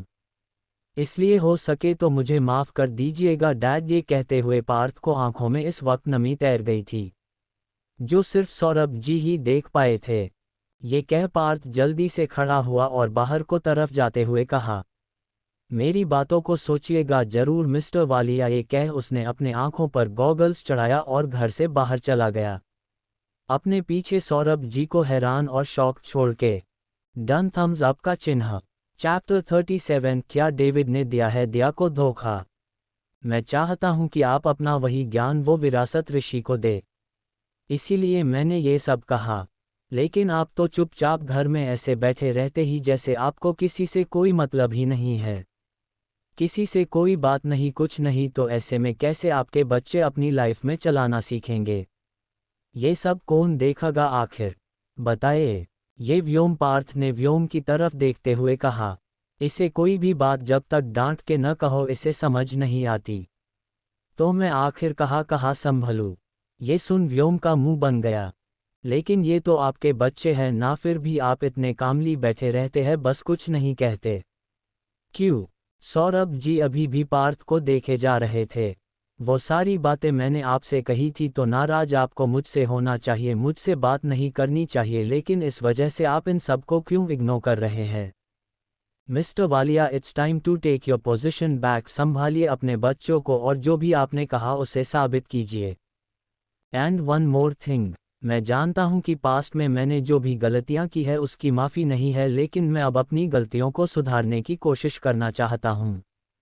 इसलिए हो सके तो मुझे माफ़ कर दीजिएगा डैड। ये कहते हुए पार्थ को आंखों में इस वक्त नमी तैर गई थी, जो सिर्फ सौरभ जी ही देख पाए थे। ये कह पार्थ जल्दी से खड़ा हुआ और बाहर को तरफ जाते हुए कहा, मेरी बातों को सोचिएगा जरूर मिस्टर वालिया। ये कह उसने अपने आंखों पर गॉगल्स चढ़ाया और घर से बाहर चला गया, अपने पीछे सौरभ जी को हैरान और शौक छोड़ के। अब आगे ई गुलाब गुलाब गुलाब गुलाब गुलाब गुलाब गुलाब गुलाब गुलाब गुलाब गुलाब गुलाब गुलाब गुलाब। खुराना हाउस। सौम्या अपने कमरे में बैठी हुई थी। उसे कुछ समझ नहीं आ रहा था कि अब वो क्या करे। हॉस्पिटल से तो वो वापस आ गई थी, लेकिन अभी भी घर से बाहर नहीं जा सकती थी, वरना अगर उसका झूठ पार्थ को पता चल गया तो गड़बड़ हो सकती है। और पता नहीं रंजित कहाँ था, जो इतने दिनों से न तो उसे कॉल किया और न ही कोई मैसेज। लेकिन सौम्य के मन में साहिल की कही हुई बात भी चल रही थी कि कहीं पार्थ ने सच में तो उसे अपने दिल से नहीं निकाल दिया। उसे इस बात की टेंशन हो रही थी कि अगर पार्थ ने उस पर ध्यान देना बंद कर दिया तो। सौम्या बहुत ब्यूटीफुल थी, उसे हमेशा से ही लोगों की अटेंशन ग्रैब करना अच्छा लगता था। उसे बिल्कुल बर्दाश्त नहीं होता था जब कोई भी उसे इग्नोर करता था। उसका मानना था कि no one can ignore her and her beauty. और पार्थ ने तो उसे हमेशा से ही बहुत पैम्पर किया था। लेकिन फिलहाल वो भी उसका कॉल इग्नोर कर रहा था। यही सब सोचते हुए उसका सिर दर्द हो रहा था।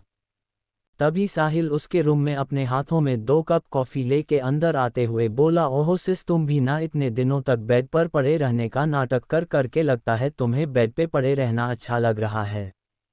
मुझे तो लगा था तुम इस हॉस्पिटल से आज़ाद होने की खुशी में डांस कर रही होगी और मैं तुम्हारा डांस एंजॉय करने आया था, लेकिन यहाँ तो बात ही कुछ और लग रही है मुझे। साहिल ने काफ़ी मगबियर सौम्या को पकड़ते हुए कहा, तो क्या करूं मैं? हाँ, तुम्हें क्या लगता है खुश हूं मैं यहाँ आके? ये घर भी आज एक जेल से कम नहीं लग रहा है मुझे। साहिल, सॉरी सिस, बट तुम्हें ना चाहते हुए भी कुछ हफ्तों तक ये सब टॉलरेट करना पड़ेगा। और ये हाल आपका आपके दोनों बॉयफ्रेंड ने किया है। सौम्या का मजाक उड़ाते हुए साहिल ने कहा। काफ़ी का सिप लेते हुए सौम्या ने साहिल को देखते हुए कहा, वैसे तुम यहाँ क्या कर रहे हो? तुम्हें तो इस वक्त अपने न्यू फिल्म के लिए तैयारी करनी चाहिए। तुम इतने कॉम डाउन कैसे हो? आखिर तुम्हारा सबसे बड़ा राइवल तो इसमें व्योम है ना। उसके रहते तुम्हें ये फिल्म मिलने में बहुत। इससे आगे अगर सौम्या कुछ कहती, साहिल बीच में ही बोला, ये फिल्म मुझे ही मिलेगी और इस बार मुझसे ये कोई नहीं छीन सकता। कहते हुए साहिल एक ईवल स्माइल करते हुए अपना सिर सोफे पर टिका देता है। सौम्या, और तुम इतना यकीन से कैसे कह सकते हो हम? क्योंकि डायरेक्टर चाहे कुछ भी कर ले, किसी को भी चूज करे, उसके प्रोड्यूसर्स मेरी मुट्ठी में है। कहते हुए साहिल ने एक ईवल स्माइल के साथ अपनी मुट्ठी बनाते हुए कहा। ये सुन सौम्या ने अपनी आईब्रो उच्च दी। सौम्या, दूसरों को ब्लैकमेल करके अपना काम कैसे निकलवाना है ये कोई तुमसे सीखे। साहिल, हर किसी की जिंदगी के कुछ राज होते हैं ऐसे, जो अगर किसी के सामने आ जाए तो वो इंसान किसी को भी अपना चेहरा नहीं दिखा सकता, और उस राज को छुपाए रखने के लिए वो इंसान कुछ भी कर सकता है। क्यों, सही कहा ना दी? वैसे मैंने जो भी पार्थ के बारे में कहा था वो सब सही है। तुम्हारा पार्थ सच में बदल गया है, और ये बात मुझे मेरी प्यारी गर्लफ्रेंड आकांक्षा ने कन्फर्म की है। सौम्या, तुम फिर से शुरू हो गए। मिस्टर पार्थ वालिया को आजकल अपने भाई बहनों पर बहुत ज़्यादा ही कुछ प्यार आ रहा है, इतना कि उसने व्योम को लेटेस्ट एडिशन की कार गिफ्ट को है। उसने अपने मामा को जेल भेज दिया और आज सुबह ही पार्थ ने अपने डैड को गले लगा के सॉरी कहा। वॉट? सौम्या ने चौंकते हुए कहा। सिंघानिया एंटरप्राइजेज ई। डेविड ने दिया के केबिन में आते हुए कहा। दिया, ये तुमने क्या किया? दिया, अनजान बनते हुए मैंने क्या किया है डेविड भाई? डेविड, तुम्हें पता है बॉस को बिल्कुल नहीं पसंद कि कोई भी उनकी बात को काटे, और तुमने पहले ही दिन अपने बॉस से पंगा ले लिए। तुम्हें डर नहीं लगता? दिया, एक आर्मी ऑफिसर की बेटी हूँ, डर शब्द मेरी डिक्शनरी में नहीं है। और क्या सच में आपको भी लगता है कि मैंने कुछ गलत किया है? इस वक्त आपके बॉस गुस्से में थे, इसीलिए उन्होंने डायरेक्टली मना कर दिया। वो जर्मनी में अपना बिजनेस एक्सपेंड करना चाहते हैं, और वही के टायकून से पंगा लेना चाहते हैं। मैंने पढ़ा था इन लोगों के बारे में, वो सभी इन्वेस्टर्स कोई आम आदमी नहीं थे। मुझे पता है आपके बॉस भी नहीं होंगे कोई आम इंसान, लेकिन वो इंडिया में उन लोगों की इनके देश में चलती है। और वो कहावत तो आपने सुनी ही होगी ना, पानी में रहकर मगर से बैर नहीं किया जाता। इसीलिए मैंने सीधे उन लोगों को माना नहीं किया, और मुझे नहीं लगता कि मैंने कुछ भी गलत किया है। दिया ने मुंह बनाते हुए कहा। डेविड, ओक बाबा, मान लिया तुमने कुछ गलत नहीं किया। अच्छा, ये कुछ पेपर्स है, इन्हें साइन कर दो। कैसे पेपर्स है ये? दिया ने पूछा। डेविड, कुछ नहीं, बस तुम्हारी जॉब के कुछ फॉर्मेलिटीज़ और पेपर वर्क्स बाकी थे उसकी के है। ओक, दिया ने उन पेपर्स पे बिना पढ़े साइन कर दिया, ये सोच के कि कौन सा उसकी प्रॉपर्टी कोई उससे छीनना चाहेगा, और डेविड पर वो भाई समझ के विश्वास करती थी। डेविड जब पेपर्स लेके बाहर आया तो मन में बोला, आई एम सॉरी दिया, मुझे माफ़ कर देना, लेकिन मैं मजबूर था। आई होप आगे जो भी हो भगवान तुम्हें वो सब सहने की शक्ति दे। कह के डेविड वो फाइल लेके चला गया दिया के केबिन में। दिया, किसी की फोटो को देखते हुए, पता नहीं कहाँ चले गए हो तुम, कहाँ ढूंढूं तुम्हें? तुम्हें ढूंढने आई थी इस शहर में, लेकिन अब समझ नहीं आ रहा कि आखिर कहाँ से शुरू करूँ तुम्हें ढूंढना। एक बार तुम मुझे मिल जाओ, आई प्रॉमिस तुम्हारे हाथ पैर तोड़ के तुम्हें अपने पास बैठा लूंगी हमेशा के लिए, फिर तुम कहीं नहीं जा पाओगे। दिया ने मुंह बनाते हुए खुद से कहा। रीत का फ्लैट ई। ये फ्लैट कंपनी के पास ही था, जिससे रीत को कंपनी जाने में आसानी होती। 15 मिनट का ही रास्ता था कंपनी और इस फ्लैट के बीच में। ये फ्लैट छोटा था लेकिन सुंदर भी। 1 BHK flat with fully furnished. कैसा लगा घर पारू, गौरव ने पायल से पूछा। लेकिन पायल ने कुछ नहीं कहा। वो इस वक्त डाइनिंग टेबल पर ऑर्डर किया हुआ खाना लगा रही थी। रीत अपने कमरे में थी। पारू क्या हुआ, तुम कुछ बोल क्यों नहीं रही हो?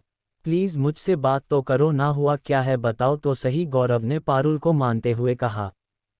पारुल मेरी बात सुनो, गौरव ने पारुल को पकड़ के अपनी तरफ घुमाते हुए कहा। क्या सुनना चाहते हो तुम? पारुल ने हल्के गुस्से से गौरव को देखते हुए कहा। गौरव, तुम नाराज क्यों हो? आखिर मैंने फ्लैट का इंतजाम भी कर दिया तो फिर? पारुल, रीत के साथ ये हादसा कैसे हुआ? क्या किसी ने जानबूझ के उसके साथ ये सन किया? और अगर हाँ तो कौन है वो इंसान? जब तक तुम इन बातों का पता नहीं लगा लेते मुझे तुमसे कोई बात नहीं करनी। पारुल ने सीधे सीधे कहा। गौरव, तुम तो ऐसे बात कर रही हो कि जैसे मुझे सब कुछ पता ही होना चाहिए। और पता कर रहा हूं ना मैं, जल्दी पता चल जाएगा। लेकिन तुम तो हमेशा मेरे साथ ऐसा बिहेव करती हो जैसे तुम्हें मेरा प्यार तो कभी दिखाई ही नहीं देता है। अभी भी मैंने ये सोचा था कि इतने दिनों बाद आराम से बैठ के तुम्हारे साथ प्यार के कुछ बिताऊंगा। लेकिन तुमने तो सीधे मेरे सामने कंडीशन रख दी कि बताओ तभी बात करूंगी। मुझे तुम कभी समझ ही नहीं आती हो यार। ये कहते हुए गौरव बाहर जाने लगा। पारुल, और ये खाना? गौरव, गुस्से से भूख मर गई मेरी। इससे पहले कि वो बाहर जाता, रीत ने पीछे से आवाज दे के उसे रोकते हुए कहा। जीजू एक मिनट रुकिए, आप कहीं नहीं जाएंगे, और अगर आप अभी गए तो मैं भी खाना नहीं खाऊंगी, इसीलिए वापस आइए और हमारे साथ चल के पहले खाना खाओ। रीत ने गौरव का हाथ पकड़ के उसे टेबल पर बैठते हुए कहा। रीत, पारुल तुम इनसे हमेशा लड़ने लगती हो, तुम्हें पता भी है। कल से मुझे ढूंढने के चक्कर के पूरी रात लगा दी इन्होंने, और पता नहीं उस चक्कर में कुछ खाया है भी नहीं। और तुम हो कि इनसे लड़ रही हो। ये सुन पारुल को अपनी गलती का एहसास हुआ। वो गौरव से लड़ना नहीं चाहती थी, लेकिन उसे रीत की हालत देख उसे गुस्सा आ रहा था और वो ये जानना चाहती थी कि आखिर ये सब कैसे हुआ। डन थम्स अप का चिन्ह। चैप्टर 38 पारुल और गौरव का प्यार। दिया को जॉब का फर्स्ट डे। गौरव, तुम नाराज क्यों हो? आखिर मैंने फ्लैट का इंतजाम भी कर दिया तो फिर? पारुल, रीत के साथ ये हादसा कैसे हुआ? क्या किसी ने जानबूझ के उसके साथ ये सन किया? और अगर हाँ तो कौन है वो इंसान? जब तक तुम इन बातों का पता नहीं लगा लेते मुझे तुमसे कोई बात नहीं करनी। पारुल ने सीधे सीधे कहा। गौरव, तुम तो ऐसे बात कर रही हो कि जैसे मुझे सब कुछ पता ही होना चाहिए। और पता कर रहा हूं ना मैं, जल्दी पता चल जाएगा। लेकिन तुम तो हमेशा मेरे साथ ऐसा बिहेव करती हो जैसे तुम्हें मेरा प्यार तो कभी दिखाई ही नहीं देता है। अभी भी मैंने ये सोचा था कि इतने दिनों बाद आराम से बैठ के तुम्हारे साथ प्यार के कुछ बिताऊंगा। लेकिन तुमने तो सीधे मेरे सामने कंडीशन रख दी कि बताओ तभी बात करूंगी। मुझे तुम कभी समझ ही नहीं आती हो यार। ये कहते हुए गौरव बाहर जाने लगा। पारुल, और ये खाना? गौरव, गुस्से से भूख मर गई मेरी। इससे पहले कि वो बाहर जाता, रीत ने पीछे से आवाज दे के उसे रोकते हुए कहा। जीजू एक मिनट रुकिए, आप कहीं नहीं जाएंगे, और अगर आप अभी गए तो मैं भी खाना नहीं खाऊंगी, इसीलिए वापस आइए और हमारे साथ चल के पहले खाना खाओ। रीत ने गौरव का हाथ पकड़ के उसे टेबल पर बैठते हुए कहा। रीत, पारुल तुम इनसे हमेशा लड़ने लगती हो, तुम्हें पता भी है। कल से मुझे ढूंढने के चक्कर के पूरी रात लगा दी इन्होंने, और पता नहीं उस चक्कर में कुछ खाया है भी नहीं। और तुम हो कि इनसे लड़ रही हो। ये सुन पारुल को अपनी गलती का एहसास हुआ। वो गौरव से लड़ना नहीं चाहती थी, लेकिन उसे रीत की हालत देख उसे गुस्सा आ रहा था और वो ये जानना चाहती थी कि आखिर ये सब कैसे हुआ। अब आगे ई गुलाब गुलाब गुलाब गुलाब गुलाब गुलाब गुलाब गुलाब गुलाब गुलाब गुलाब गुलाब गुलाब गुलाब। तीनों ने खाना खाया। तब तक तीनों में कोई बात नहीं हुई। जीजू, मैं भी आपके साथ ऑफिस चलूंगी, रीत ने कहा। तुम कहीं नहीं जाओगी? पारुल और गौरव ने एक साथ रीत से कहा। रीत, मैं अब बिल्कुल ठीक हूँ। मुझे बस पैनिक अटैक आया था और कुछ खरोचे। बहुत आम सी चोट थी। लेकिन अगर मैंने छुट्टी ली तो फिर? रीत के कुछ कहने से पहले ही गौरव ने उसे रोकते हुए कहा। सर ने तुम्हें आज की छुट्टी दी है, इसीलिए आज तुम रेस्ट कर लो। और अगर टेस्ट नहीं करना तो फिर तुम आज अपने भाई से जाके भी मिल सकती हो। या फिर तुम्हारा और कोई पर्सनल काम कर लो। आखिर आज ही तुम लोग यहाँ शिफ्ट हुए हो तो सामान भी तो तुम्हें लाना ही होगा ना। इसीलिए कह रहा हूँ। पारुल, हाँ गौरव सही कह रहा है। तुम आज ऑफिस नहीं जाओगी। तीनों ने खाना खत्म कर लिया तो गौरव बाय बोल के बाहर जाने लगा। वो पारुल से नाराज था, इसीलिए उसने उसकी तरफ नहीं देखा। रीत ने पारुल को कोहनी मारते हुए इशारा किया तो पारुल को भी गौरव के पीछे चली गई। पारुल, रुको, पारुल ने गौरव को पीछे से रोकते हुए कहा। गौरव आवाज सुन के रुक गया, लेकिन मुड़ा नहीं। पारुल मन में लगता है बहुत नाराज है। मुझे भी हॉस्टल छोड़ दोगे? गौरव, क्या ये यहाँ नहीं रहने वाली? मन में लेकिन गुस्से की वजह से उसने पारुल से कुछ नहीं पूछा। पारुल सीधे जाके कार में बैठ गई। पारुल का हॉस्टल यहाँ से 30 मिनट दूर था। करीब 20 मिनट होने को आए लेकिन दोनों ने कुछ नहीं कहा। पारुल ये सोच रही थी कि वो गौरव से कैसे बात करे और गौरव सोच रहा था कि ये लड़की जानती है कि मैं इससे नाराज हूँ, लेकिन मुझे मानने की ज़रा सी भी कोशिश नहीं की इस लड़की ने। इसका अभी से ये हाल है तो शादी के बाद क्या करेगी? लोग तो वैसे ही कहते हैं कि शादी के बाद गलती हो या ना हो लड़कों को ही सॉरी बोलना पड़ता है। ये तो अभी ही मुझे कुछ नहीं समझ रही है, शादी के बाद क्या करेगी? अब तो 10 मिनट में हॉस्टल भी आने वाला है। ये कुछ बोलेगी भी या नहीं? दोनों ही अपने ख्यालों में खोए हुए थे। गौरव ने एक बार पारुल की तरफ देखा और कार को स्पीड बहुत धीमी कर दी। तभी गौरव का फोन रिंग हुआ। पार्थ का कॉल था। ये देख गौरव का मुंह बन गया। गौरव, इन्हें भी न चैन नहीं है मेरे बिना, कहते हुए उसने कॉल पिक कर लिया। पार्थ ने उधर से कुछ कहा तो ऑक्सर कह के गौरव ने कॉल रख दी और कार की स्पीड तेज कर दी और पारुल की तरफ देखते हुए मन में बोला, यार पारू, छोटी सी तो बात है ना, मना लो मुझे, झट से मान जाऊंगा वरना आज मेरा पूरा दिन खराब जाएगा। सामने कुछ ही दूरी पर पारुल का हॉस्टल नजर आने लगा। ये देख गौरव का मुंह बन गया। क्या सच में अब पारुल उससे कुछ नहीं कहेगी? तभी उसे किसी की आवाज़ सुनाई दी। वो नहीं कह रही तो तू ही कह दे। लेकिन क्यों, तेरा तो ईगो हर्ट हो जाएगा ना अगर तूने उसे सॉरी कह दिया तो। अरे वो बस अपनी दोस्त को लेकर वरीड थी, इसीलिए तुझ पर गुस्सा निकल गया। अब तुझ पे अपनी फीलिंग्स जाहिर नहीं करेगी तो फिर किससे करेगी? पड़ोसी पे। ये उसके अंतरात्मा की आवाज़ थी। ये सोच के गौरव ने तुरंत कार को ब्रेक लगा दिया। हॉस्टल थोड़ी दूरी पर ही था। गौरव जैसे ही सॉरी बोलने के लिए पारुल की तरफ मुड़ा, पारुल को देख वो हैरान हो गया। गौरव, पारू, क्या हुआ तुम्हें? तुम रो क्यों रही हो? गौरव ने परेशान होते हुए पारुल से पूछा और उसके चेहरे को अपने हाथों में लेते हुए उसके आंसुओं को प्यार से पोंछते हुए कहा। क्या बात है? देखो, आई एम सॉरी, मैं तो बस। पारुल, आई एम सॉरी गौरव, प्लीज़ मुझे माफ़ कर दो। मैंने तुम पर बेवजह अपना गुस्सा निकल दिया। बिना कुछ सोचे समझे, बिना ये रियलाइज किए कि कल रात भर तुम अपने बॉस के साथ मिलकर रीत को ढूंढ रहे थे और मैंने उल्टा तुम पे चिल्ला दिया। आई एम सो सॉरी कहते हुए पारुल रो रही थी। उसकी नाक लाल हो गई थी रोते हुए, जिसकी वजह से वो और भी क्यूट लग रही थी। गौरव ने पारुल को प्यार से देखते हुए कहा, I am sorry to Paru. मुझे भी तुम्हारा फीलिंग्स को समझना चाहिए था, लेकिन मैं तुमसे नाराज थोड़ी था। मैं बस ये चाह रहा था कि टीम मुझे मनाओ, इसीलिए मैं बस तुमसे नाराज होने का नाटक कर रहा था। आखिर ये हमारे रिश्ते को फर्स्ट फाइट जो है। ये सुन के पारुल ने गौरव को तरफ देखा। इस वक्त दोनों की ही आंखों में एक दूसरे के लिए प्यार साफ दिखाई दे रहा था। गौरव ने धीरे से पारुल की माथे पर किस कर लिए, जिससे पारुल को आंखें अपने आप बंद हो गई। गौरव ने धीरे धीरे उसके दोनों आंखों को और फिर उसके गालों को भी चूम लिए और फिर धीरे धीरे उसके होठों की तरफ बढ़ने लगा। ये देख पारुल ने भी उसे नहीं रोका और अपनी आंखें बंद कर ली। दोनों की किस प्यार भरी थी, जिससे दोनों ही एक दूसरे के लिए अपना प्यार बयां कर रहे थे। कुछ मिनट बाद दोनों अलग हुए। दोनों की सांसें बहुत तेज थी।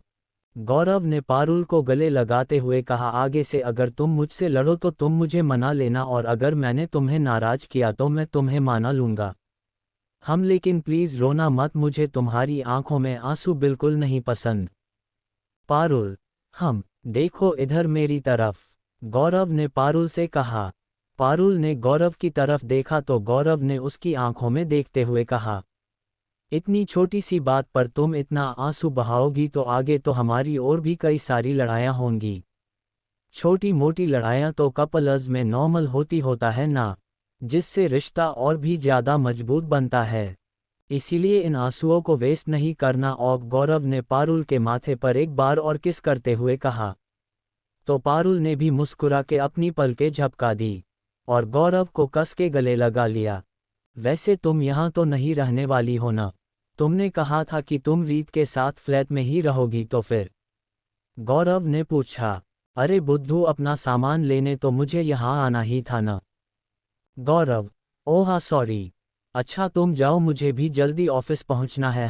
गौरव ने पारुल को खुद किया और कार स्टार्ट करके उसे हॉस्टल ड्रॉप करके ऑफिस के लिए निकल गया। सिंघानिया एंटरप्राइजेज ई। दिया इस वक्त दानिश के केबिन में उसके सामने हैरान खड़ी थी। दिया, हे भगवान, ये भस्मासुर ही मेरा बॉस है। ओ बेवकूफ़ लड़की, इतनी सी बात पता कैसे नहीं चली मुझे। ये सिंघानिया एंटरप्राइजेज है। आंटी का सर नेम भी सिंघानिया था। ओहो, क्या कर दिया मैंने, मतलब मैं इतने दिनों से इसी के मुंह पर इसे गलियां दे रही थी और ये, हे भगवान, कहाँ फंस गई मैं। पता नहीं अब ये भस्मासुर क्या करेगा मेरे साथ। इतना सब कुछ सुनने के बाद ये मुझे इतनी आसानी से छोड़ने वाला तो नहीं है। मैं तो गई। ये सब मन में बोलते हुए दिया के एक्सप्रेशन भी उसी तरह बन और बिगड़ रहे थे। वैसे बात तो दिया बिल्कुल सही कह रही थी। बेचारी अब पता नहीं क्या करने वाला है दानिश उसके साथ। दानिश जो कब से गुस्से से उसे घूर रहा था। दानिश, सो मीज़ दिया, अब मैं तुम्हें ट्रांसलेटर की जॉब तो नहीं देने वाला क्योंकि तुम उस भरोसे के काबिल नहीं रही। यूं सुन दिया कि बहुएं सिकुड़ गई। ऐसा क्या कर दिया मैंने जो ये मुझे कह रहा है कि मैं भरोसे के काबिल नहीं रही। दिया, सर आप ऐसा कैसे? दिया को बात को बीच में ही करते हुए दानिश ने कहा, मैंने अभी अपनी बात पूरी नहीं की है। मैं तुम पर भरोसा नहीं कर सकता। पता नहीं कल को मैं तुम्हें कुछ और कहूं और तुम मेरे क्लाइंट्स को कुछ और कह दो। इसीलिए ट्रांसलेटर की जॉब तुम्हें नहीं मिल सकती। लेकिन क्योंकि मैंने अपनी मॉम से प्रॉमिस किया था कि तुम्हें जॉब दूंगा, इसीलिए अब से तुम मेरी पर्सनल सेक्रेटरी की जॉब करोगी। मेरा हर काम और मेरा हर ऑर्डर अब तुम्हें फॉलो करना पड़ेगा। तुम्हें ये जॉब मंजूर है तो ठीक है, वरना तुम जा सकती हो। Otherwise go and bring a coffee for me. ये कह के दानिश अपना काम करने लगता है। दानिश जो अपनी बात ख़त्म कर चुका था, अब दिया ने बोलना चालू किया। हाँ बिल्कुल, मुझे ये जॉब करनी है क्योंकि मैं यहाँ नौकरी करने ही आई थी। लेकिन अभी आपने मुझे पे जो इल्ज़ाम लगाया है ना, तो मैं आपको बता दूँ कि बहुत जल्द आपको एहसास होगा कि मैंने ऐसा क्यों किया। और आप मुझ पे भरोसा नहीं कर सकते तो ये आपकी प्रॉब्लम है सर, मेरी नहीं। आपके भरोसा करने और ना करने से मैं डिसलॉयल नहीं हो जाएंगी। कहते हुए दिया बिना कुछ दानिश की सुने केबिन से बाहर चली गई। उसे इस वक्त बहुत ज़्यादा गुस्सा आ रहा था। अगर उसकी मजबूरी नहीं होती तो वो यहाँ बिल्कुल काम नहीं करती। लेकिन अगर उसने ये जॉब नहीं की तो फिर कहाँ जाएगी और इस अनजान शहर में कहाँ रहेगी। अंदर दानिश भी गुस्से से फिर से उबल रहा था। इस लड़की की इतनी हिम्मत मुझे सुना के गई है। अगर मॉम ने वादा नहीं लिया होता तो इसे इसी वक्त मेरी कंपनी से उठा के बाहर फेंक देता। पर कोई बात नहीं, बहुत जल्द तुम्हें तमीज भी आ जाएगी। कहते हुए दानिश एक डेविल स्माइल करने लगा और डेविड को कॉल करके कुछ इंस्ट्रक्शंस दिए। अपने गुस्से को साइड कर दिया डेविड से जाके पूछती है कि दिया, डेविड भाई आपके सर के लिए मैं काफ़ी कहाँ से बनाऊं? उसका मूड इस वक्त ठीक नहीं लग रहा था। डेविड, क्या बात है, तुम इतनी गुस्से में क्यों हो? दिया, कुछ नहीं, बस ऐसे ही, अब क्या बताऊं आपको भी। आप बस मुझे ये बताइए कि किचन कहाँ है। डेविड, हाँ काफ़ी तो तुम। कहते हुए डेविड रुक गया और फिर बात को संभालते हुए वो तो तुम्हें 5th फ्लोर पर जाना पड़ेगा। दिया, क्या 5th फ्लोर? चौंकते हुए, क्योंकि दानिश का केबिन 25 फ्लोर पर था। दिया, सब कुछ तो अपने कंफर्ट के हिसाब से उन्होंने यहाँ रखा हुआ है, तो क्या एक छोटा सा किचन यहाँ नहीं बनवा सकते थे? दिया ने चिढ़ते हुए कहा, पता नहीं, पहला दिन ऐसा है तो बाकी दिनों में क्या होगा मेरा। और गुस्से से पैर पटकते हुए 5th फ्लोर पर चली गई कॉफ़ी बनाने। दानिश, पता नहीं बॉस के दिमाग में भी क्या चलता रहता है कि उन्होंने मुझे दिया से झूठ बोलने को कहा, बल्कि किचन तो यही इसी फ्लोर पर है। दिया को पता चलेगा तो पता नहीं मुझसे बात भी करेगी या नहीं। डेविड ने खुद से कहा। चैप्टर 39 दिया को मुसीबत। दानिश की कॉफ़ी। अंदर दानिश भी गुस्से से फिर से उबल रहा था। इस लड़की की इतनी हिम्मत, मुझे सुना के गई है। अगर मॉम ने वादा नहीं लिया होता तो इसे इसी वक्त मेरी कंपनी से उठा के बाहर फेंक देता। पर कोई बात नहीं, बहुत जल्द तुम्हें तमीज भी आ जाएगी। कहते हुए दानिश एक डेविल स्माइल करने लगा और डेविड को कॉल करके कुछ इंस्ट्रक्शंस दिए। अपने गुस्से को साइड कर दिया डेविड से जाके पूछती है कि दिया, डेविड भाई आपके सर के लिए मैं काफ़ी कहाँ से बनाऊं? उसका मूड इस वक्त ठीक नहीं लग रहा था। डेविड, क्या बात है, तुम इतनी गुस्से में क्यों हो? दिया, कुछ नहीं, बस ऐसे ही, अब क्या बताऊं आपको भी। आप बस मुझे ये बताइए कि किचन कहाँ है। डेविड, हाँ काफ़ी तो तुम। कहते हुए डेविड रुक गया और फिर बात को संभालते हुए वो तो तुम्हें 5th फ्लोर पर जाना पड़ेगा। दिया, क्या 5th फ्लोर? चौंकते हुए, क्योंकि दानिश का केबिन 25 फ्लोर पर था। दिया, सब कुछ तो अपने कंफर्ट के हिसाब से उन्होंने यहाँ रखा हुआ है, तो क्या एक छोटा सा किचन यहाँ नहीं बनवा सकते थे? दिया ने चिढ़ते हुए कहा, पता नहीं, पहला दिन ऐसा है तो बाकी दिनों में क्या होगा मेरा। और गुस्से से पैर पटकते हुए 5th फ्लोर पर चली गई कॉफ़ी बनाने। दानिश, पता नहीं बॉस के दिमाग में भी क्या चलता रहता है कि उन्होंने मुझे दिया से झूठ बोलने को कहा, बल्कि किचन तो यही इसी फ्लोर पर है। दिया को पता चलेगा तो पता नहीं मुझसे बात भी करेगी या नहीं। डेविड ने खुद से कहा। अब आगे ई गुलाब गुलाब गुलाब गुलाब गुलाब गुलाब गुलाब गुलाब गुलाब गुलाब गुलाब गुलाब गुलाब गुलाब। दिया काफ़ी लेने के लिए 5th फ्लोर पर चली गई। वहाँ से वो काफ़ी लेके वापस ऊपर 25 फ्लोर पर लेके आए। दानिश के केबिन में वो अपने डेस्क पर अपने लैपटॉप पर काम कर रहा था। दिया ने दानिश के टेबल पर कॉफ़ी रखते हुए कहा, सर आपकी कॉफ़ी। और ये कह के वो वापस से केबिन के बाहर जाने लगी। दानिश ने कॉफ़ी उठा के जैसे ही अपने मुंह में लगाया, उसने तुरंत गुस्से से उसके मुंह से निकला, व्हाट द हेल। उसने दिया को रोकते हुए कहा, स्टॉप। दिया ने पीछे पलट के दानिश की तरफ कन्फ्यूजन से देखा, क्या है ये इतनी मीठी कॉफ़ी? दानिश ने कॉफ़ी चाय की प्याली कप को टेबल पे रखते हुए कहा, इतनी मीठी कॉफ़ी? मुझे सिगार का मरीज बनाने का इरादा है क्या तुम्हारा? क्या तुमने कॉफ़ी बनाने से पहले ये जानना जरूरी नहीं समझा कि मैं कैसी कॉफ़ी पीता हूँ? I don't like sugar in my coffee. Got it, Danish ने कहा। दिया, बिना चीनी की कॉफ़ी कौन पीता है? शायद इसीलिए ये इंसान इतना कड़वा है। दिया ने मुंह बनाते हुए कहा। दानिश, क्या कहा तुमने? दिया, अपनी बत्ती सी दिखाए हुए, ग्रिन, कुछ नहीं sir. Danish, now go and bring me other one. ऑक सर, कह के केबिन से बाहर चली गई और दानिश वापस अपना काम करने लगा। दिया बाहर आके एक गहरी सांस लेती है। हे भगवान, फिर से नीचे जाना पड़ेगा एक कॉफ़ी के लिए। काश वो तो शुक्र है कि लिफ्ट है, वरना तो मैं मर ही जाती। दिया वापस 5th फ्लोर पे बने कैंटीन में जाके कॉफ़ी बन के वापस आती है और दिया, सर आपकी कॉफ़ी, कह के दिया वापस जाने लगी। दानिश, वेट, डियर, फिर से वापस मुड़ के जी सर। दानिश, मुझे मिल्क वाली कॉफ़ी नहीं पसंद।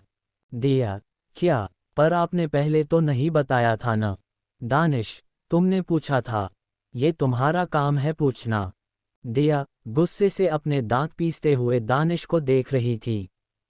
दानिश, वॉट, दिया को देखते हुए। दिया, झूठी मुस्कान लिए हुए, ओ सॉरी सर, मैं आगे से ध्यान रखूंगी। और कुछ जो आपको अपनी कॉफ़ी में चाहिए सर, या जो आपको नहीं पसंद। दानिश, नो, अब जाओ दूसरी कॉफ़ी लेके आओ, और जल्दी। दिया, बाहर जाते हुए उसके चेहरे पे गुस्सा साफ झलक रहा था। दिया ने कॉफ़ी को देख और खुद को शांत करते हुए कहा, अब ये कॉफ़ी तो वेस्ट हो जाएगी, इससे अच्छा मैं ही इसे पी लेती हूँ। एयू, मैं कैसे भूल गई, इसमें तो चीनी ही नहीं है। मेरे मुंह का पूरा टेस्ट खराब हो गया। टेस्ट क्या, आज का पूरा दिन ही खराब जाने वाला है लगता है मेरा। वो भी सिर्फ इस भस्मासुर की कॉफ़ी के चक्कर में। दिया ने कॉफ़ी को देखते हुए मुंह बनाते हुए कहा, और फिर से पहुंच गई 5th फ्लोर पर। उसे दूसरी बार वहां देख के कैफेटेरिया के जो इंचार्ज थे थोड़े हैरान हुए, लेकिन उन्होंने उससे कुछ नहीं कहा। और दिया दानिश की कॉफ़ी बना के जाने लगी, तभी उसे याद आया कि मिल्क वाली कॉफ़ी वेस्ट हो जाएगी, तो उसने उसमें चीनी ऐड कर ली और उसे आराम से पीती हुई वापस लिफ्ट में चली गई।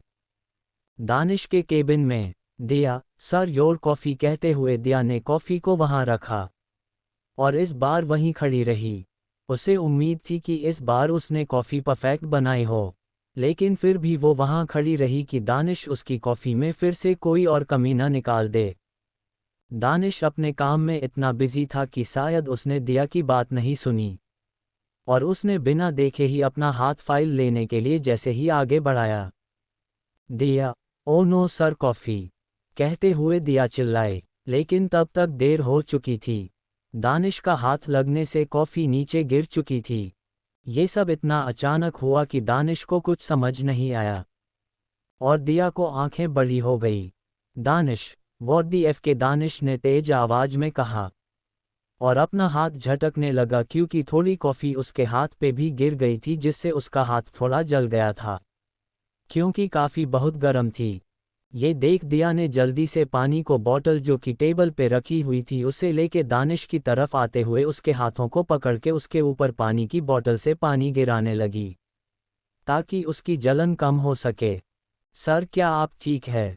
आपको लगी तो नहीं, कहते हुए दिया ने फिक्र जताते हुए उसके हाथों पे साथ में फूंक भी मारने लगी।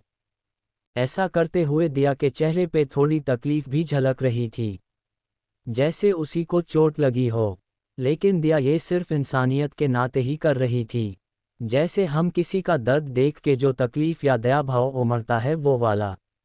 वो क्या है ना, हमारी दिया का दिल बहुत सॉफ्ट है, कुछ और मत समझ लेना भई, यमी फेस। दिया को ऐसा करते देख दानिश गौर से दिया के चेहरे को देखने लगा और उसे समझने की कोशिश कर रहा था कि तभी, क्या लगता है, क्या होने वाला है आगे। चैप्टर 40 नम्य पकड़ी गई। दिया, ओ नो सर कॉफ़ी, कहते हुए दिया चिल्लाए, लेकिन तब तक देर हो चुकी थी। दानिश का हाथ लगने से कॉफ़ी नीचे गिर चुकी थी। ये सब इतना अचानक हुआ कि दानिश को कुछ समझ नहीं आया, और दिया को आंखें बड़ी हो गई। दानिश, व्हाट द एफ, के दानिश ने तेज आवाज में कहा, और अपना हाथ झटकने लगा क्योंकि थोड़ी कॉफ़ी उसके हाथ पे भी गिर गई थी, जिससे उसका हाथ थोड़ा जल गया था, क्योंकि काफ़ी बहुत गर्म थी। ये देख दिया ने जल्दी से पानी को बॉटल जो कि टेबल पे रखी हुई थी उसे लेके दानिश की तरफ आते हुए उसके हाथों को पकड़ के उसके ऊपर पानी की बॉटल से पानी गिराने लगी, ताकि उसकी जलन कम हो सके। सर क्या आप ठीक है? आपको लगी तो नहीं, कहते हुए दिया ने फिक्र जताते हुए उसके हाथों पे साथ में फूंक भी मारने लगी। ऐसा करते हुए दिया के चेहरे पे थोड़ी तकलीफ भी झलक रही थी, जैसे उसी को चोट लगी हो, लेकिन दिया ये सिर्फ इंसानियत के नाते ही कर रही थी, जैसे हम किसी का दर्द देख के जो तकलीफ या दया भाव उमड़ता है वो वाला। वो क्या है ना, हमारी दिया का दिल बहुत सॉफ्ट है, कुछ और मत समझ लेना भाई, यमी फेस। दिया को ऐसा करते देख दानिश गौर से दिया के चेहरे को देखने लगा और उसे समझने की कोशिश कर रहा था कि तभी अब आगे ई गुलाब गुलाब गुलाब गुलाब गुलाब गुलाब गुलाब गुलाब गुलाब गुलाब गुलाब गुलाब गुलाब गुलाब गुलाब। दिया दानिश के हाथों को पानी से धोते हुए फूंक मार रही थी कि तभी दानिश ने दिया को खुद से दूर झटक दिया। क्या वाहियात हरकत है ये, दानिश ने चिल्लाते हुए दिया से कहा। दिया, सर मैं तो बस आपका हाथ। दानिश, स्टॉप इट, तुम जैसी लड़कियों को बहुत अच्छे से जानता हूं मैं। दिया, कंफ्यूजन से, मेरे जैसी लड़की मतलब? आपके कहने का क्या मतलब है सर? दानिश ने कुछ नहीं कहा और अपना हाथ साफ करने लगा।